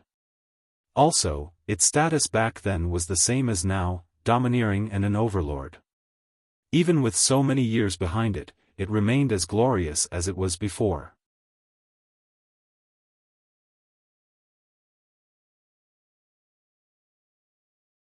Chapter 724, Surprise Visit from Uncle Xiao. The hot, blazing sun hung in the center of the sky, and radiated with bright light. The terrifying heat radiating from it scattered downwards, and roasted the ground below to a boiling hot temperature. In the center of an endless desert, an obscure figure shot through the sky like a lightning bolt, and reached the horizon in the blink of an eye. As Jian Chen flew, he looked at the golden desert below him. He mumbled, according to the distance on the map, there should be another 2 hours before I pass through this desert. Afterwards, I need to travel for another 2 days before arriving at the Holy Empire. No matter if it was from the Qinhuang Kingdom or the Jessan Kingdom, the Holy Empire was extremely distant. Even with Jian Chen's speed, he needed to spend a dozen or so days on the road to reach the Empire from Jessan Kingdom. Although Jian Chen could use the space gate in Qinhuang Kingdom to directly travel to the Holy Empire millions of kilometers away, he did not do so because he already learnt some things about the Holy Empire from Bai Hai and the 4 imperial protectors of the Qinhuang Kingdom, including information about reaching Class 7 as a Class 6 Radiant Saint Master. If Radiant Saint Masters wanted to reach Class 7, they needed to borrow the Saint Artifact in the Holy Empire. Also, the Holy Artifact would not be used at any moment. There was a set time for every time it activated, and from its next activation, there was a 1.5 years of downtime. As a result, Jian Chen did not need to hurry to save time, which was why he chose flying as the transportation to reach the Empire. As he traveled, he could admire the surrounding scenery, and it carried along with it a feeling of being carefree and leisurely. Jian Chen flew over countless mountains and rivers, as well as large, bustling cities. Finally, he entered the borders of the Holy Empire. Of the 3 empires of the continent, the Holy Empire was the most powerful. The area it covered was also extremely great, over 100 times bigger than the Jessan Kingdom. Its population had also reached a shocking level, with over 100 million people. To the Jessan Kingdom's population of a few dozen million, it was like comparing an elephant with an ant. The Holy Empire had 3 capital cities. The capital cities were all controlled by the 3 great clans, with each clan controlling 1 city. As for the imperial city, it was the capital city located closest to the center, the City of God.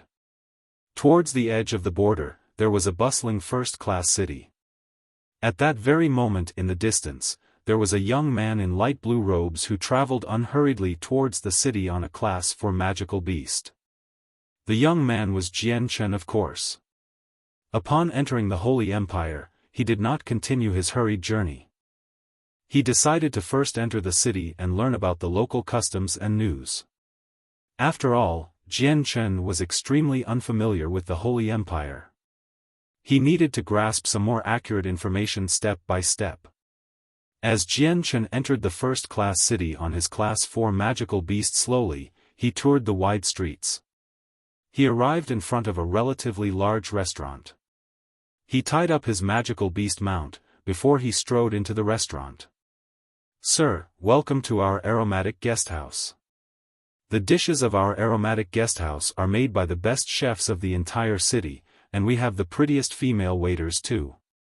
We guarantee that Sir will be satisfied. Sir, please come in and take a seat." A waiter immediately went up to receive Jian Chen, inviting him in with a smile. Jian Chen entered the restaurant and looked around. He decided to find a quiet place to sit down, but shortly afterwards, his gaze landed on an old man who sat in a corner. His eyes widened from shock, while he revealed an expression of disbelief. The old man wore gray, long robes and his gray hair was tied behind his back with a piece of string.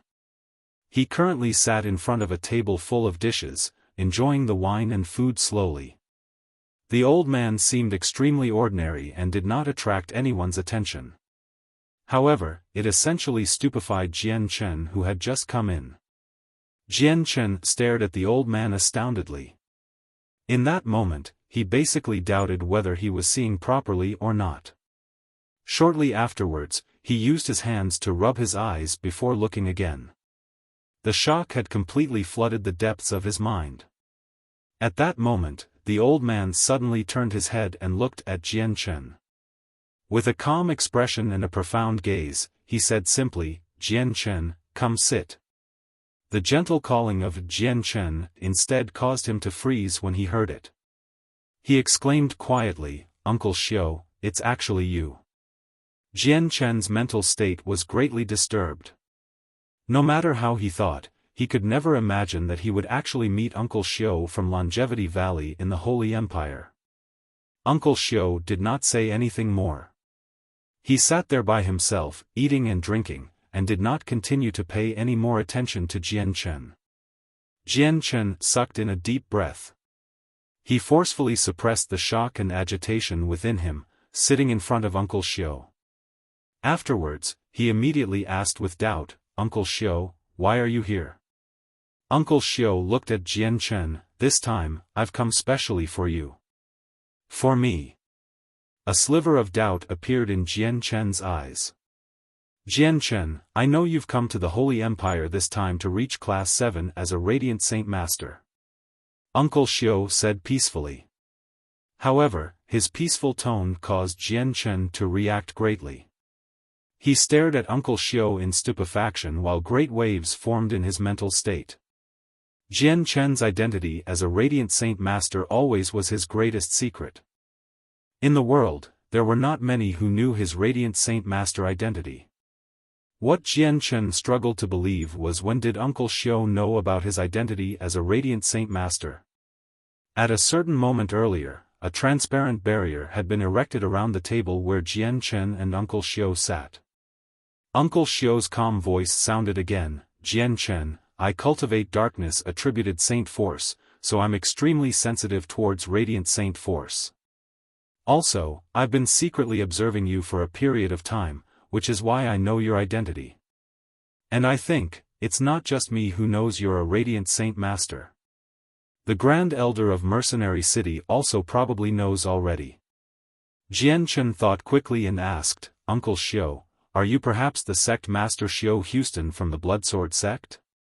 As the 4 saint rulers from the Bloodsword sect which helped the Changyang clan survive the disaster, were they also secretly sent by you? Uncle Xiao nodded, which basically equated to admitting it. Shortly afterwards, he did not continue the topic with Jian Chen and changed it. "Jian Chen, what identity do you plan on using to reach Class 7? Jian Chen had already thought through the question long ago. He replied without any additional thought, "I heard that it's extremely hard to obtain a chance to reach Class 7. The Holy Empire definitely will not give outsiders this chance, so I plan on going there with my identity as the Imperial Protector of the Qinhuang Kingdom to obtain this chance. Uncle Xiao shook his head. You're wrong, Jian Chen. It's not as simple as you think it is. If you really do it like that, even if you become a Class 7 Radiant Saint Master, you'll be forever bound to the Radiant Saint Master Union and lose your freedom.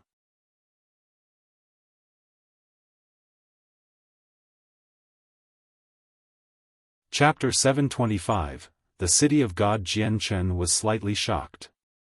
He asked with a soft voice, Uncle Xiao, perhaps there are some other secrets to it?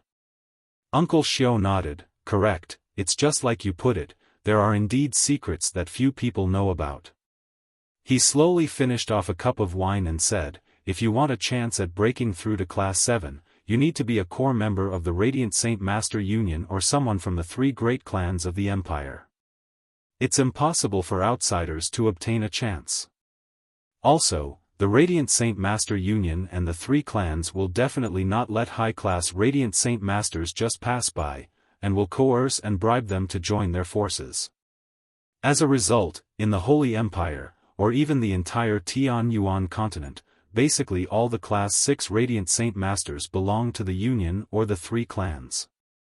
There are only a few people who can remain unbounded to the clans and Union, and they need at least an organization with the strength of an ancient clan backing them up to retain their freedom. Uncle Xiao looked at Jian Chen. Jian Chen, you may be one of the imperial protectors of the Qinhuang Kingdom, but that identity will not be able to protect you at all. This is because the Qinhuang Kingdom is only a subsidiary country of one of the 3 clans. Once your identity is revealed, your movements will become greatly restricted. Also, in all of history, a Radiant Saint Master cannot be a fighter as well. Not only have you already become a Saint Ruler, you also possess the abilities of a Radiant Saint Master. Something this weird has never happened on the Tianyuan continent, not even in the ancient times. Once your secret about being both a fighter and a Radiant Saint Master is discovered by the Radiant Saint Master Union, it will definitely affect you. As for the outcome you have face, I have no idea, so it's best if you don't carelessly reveal that secret before you possess the strength to resist the Holy Empire. Jian Chen went silent. What Uncle Xiao had told him completely destroyed his plans. With that, not only did he have to keep his identity as an imperial protector hidden, he needed to conceal it as much as he could. Otherwise, once people knew that he was both a fighter and a Radiant Saint Master, it would definitely create trouble for him. Regarding the fact that he was a Radiant Saint Master, Jian Chen already knew that revealing it would cause some certain effects. Though, he was confident that with his strength as a Saint Ruler and the important status as an Imperial Protector, the small troubles caused would not be problematic. However, he never thought that the situation was much more severe than he had initially thought. It had completely exceeded his expectations. Uncle Xiao continued, other than that, there is another great secret to the Union. This secret directly affects all Class 7 Radiant Saint Master. My main reason for coming and finding you is because of this. Hearing that, Jian Chen suppressed the concern in his mind. He stared directly into Uncle Xiao's eyes, and waited for what he was going to say next. Uncle Xiao's expression became stern, which was rather rare. Jian Chen, if you didn't become a Class 6 Radiant Saint Master, joining the Union would inhibit you only slightly, but the inhibition is not that great. What really is important is that if you reach Class 7, all your actions will be restrained by the Union, and then forced into a secret research program. Not only will you lose your freedom, it'll even possibly threaten your life. Jian Chen's heart skipped a beat. He had never thought that the Radiant Saint Masters had such a dark side to it. Uncle Xiao, just what is this secret research project? Jian Chen could not suppress the curiosity in his heart, so he asked. Uncle Xiao paused slightly before continuing, the secret of breaking through Class 7 and reaching Class 8. Jian Chen was slightly stunned. Uncle Xiao, aren't there any Class 8 Radiant Saint Masters on the continent? Class 8 Radiant Saint Masters are heaven-defying existences. Why would they appear so easily? Uncle Xiao slowly raised his head to look at the ceiling of the restaurant. His vision seemed to be able to pass through the various obstructions and see the faraway stars. He said slowly, "It's already been countless years since a Class 8 Radiant Saint Masters appeared. According to my understanding from some ancient records, a Class 8 Radiant Saint Master has only appeared once in the ancient times, and only that one time. Afterwards, there were no more Class 8 Radiant Saint Masters, because they are just too heaven-defying." Heaven-defying? Uncle Xiao, perhaps Class 8 Radiant Saint Masters have some great ability? Great curiosity bloomed in Jian Chen's heart. He was a Radiant Saint Master himself, so he was naturally extremely curious as to the abilities Radiant Saint Masters could possess. Class 8 Radiant Saint Masters indeed possess a heaven-defying ability. This ability is so great that it can even be terrifying. They can awaken the residue soul within ruler armaments and revive saint rulers from the ruler armament they left behind when they passed away. Jian Chen's body jerked involuntarily. He stared at Uncle Xiao in disbelief, and great waves of shock had begun surging in his heart. Undash. Uncle Xiao, is this true? Can they really use ruler armaments to revive their owners? Jian Chen asked with a trembling voice. As for whether it's true or not, I do not know. It's only some ancient rumors that I read from some records, though this isn't any secret to the large clans on the Tianyuan continent. Basically every ancient clan knows about this, and even some hermit clans know about it too. Uncle Xiao said. Jian Chen's heartbeat began to speed up. Before, he had learnt this from Dugu Feng and Huang Luan during the gathering of mercenaries, but he only thought it was a fake rumor at that time. He did not take it seriously. However, now that he had personally heard the same information from Uncle Xiao, he could not help but believe it. Even though everything seemed false and caused Jian Chen to be flooded with disbelief, yearning also appeared in Jian Chen's heart, a yearning for becoming a Class 8 Radiant Saint Master. Class 8 Radiant Saint Masters are actually so heaven-defying. I wonder if I can reach such a level in my lifetime. Jian Chen thought to himself. At that moment, Uncle Xiao continued, the research of the Radiant Saint Master Union has gone on for a very long time already. Almost every Class 7 Radiant Saint Master has devoted themselves to the research, but they've never succeeded and instead ruined many Class 7 Radiant Saint Masters. So, Jian Chen, after you reach Class 7, you must leave the Union. You must not participate in the research, because very few Class 7 Radiant Saint Masters have survived from it.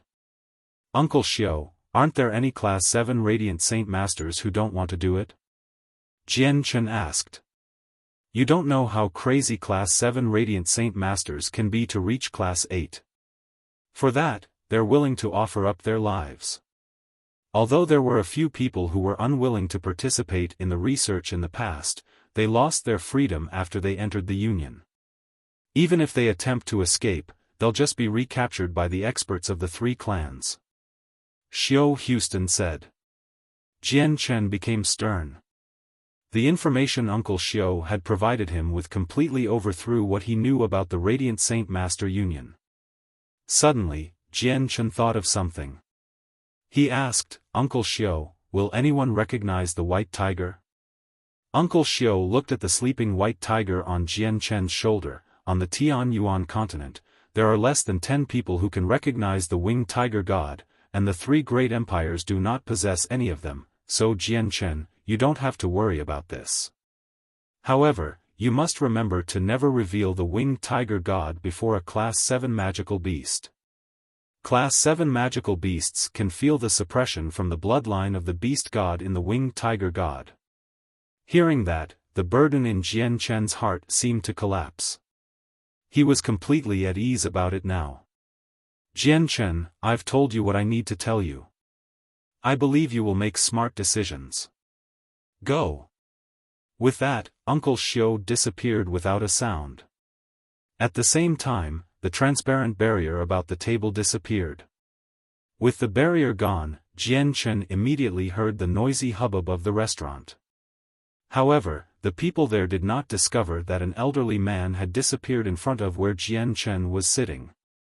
In fact, they did not even seem to pay any attention to them when they were sitting together, as if they were just empty space.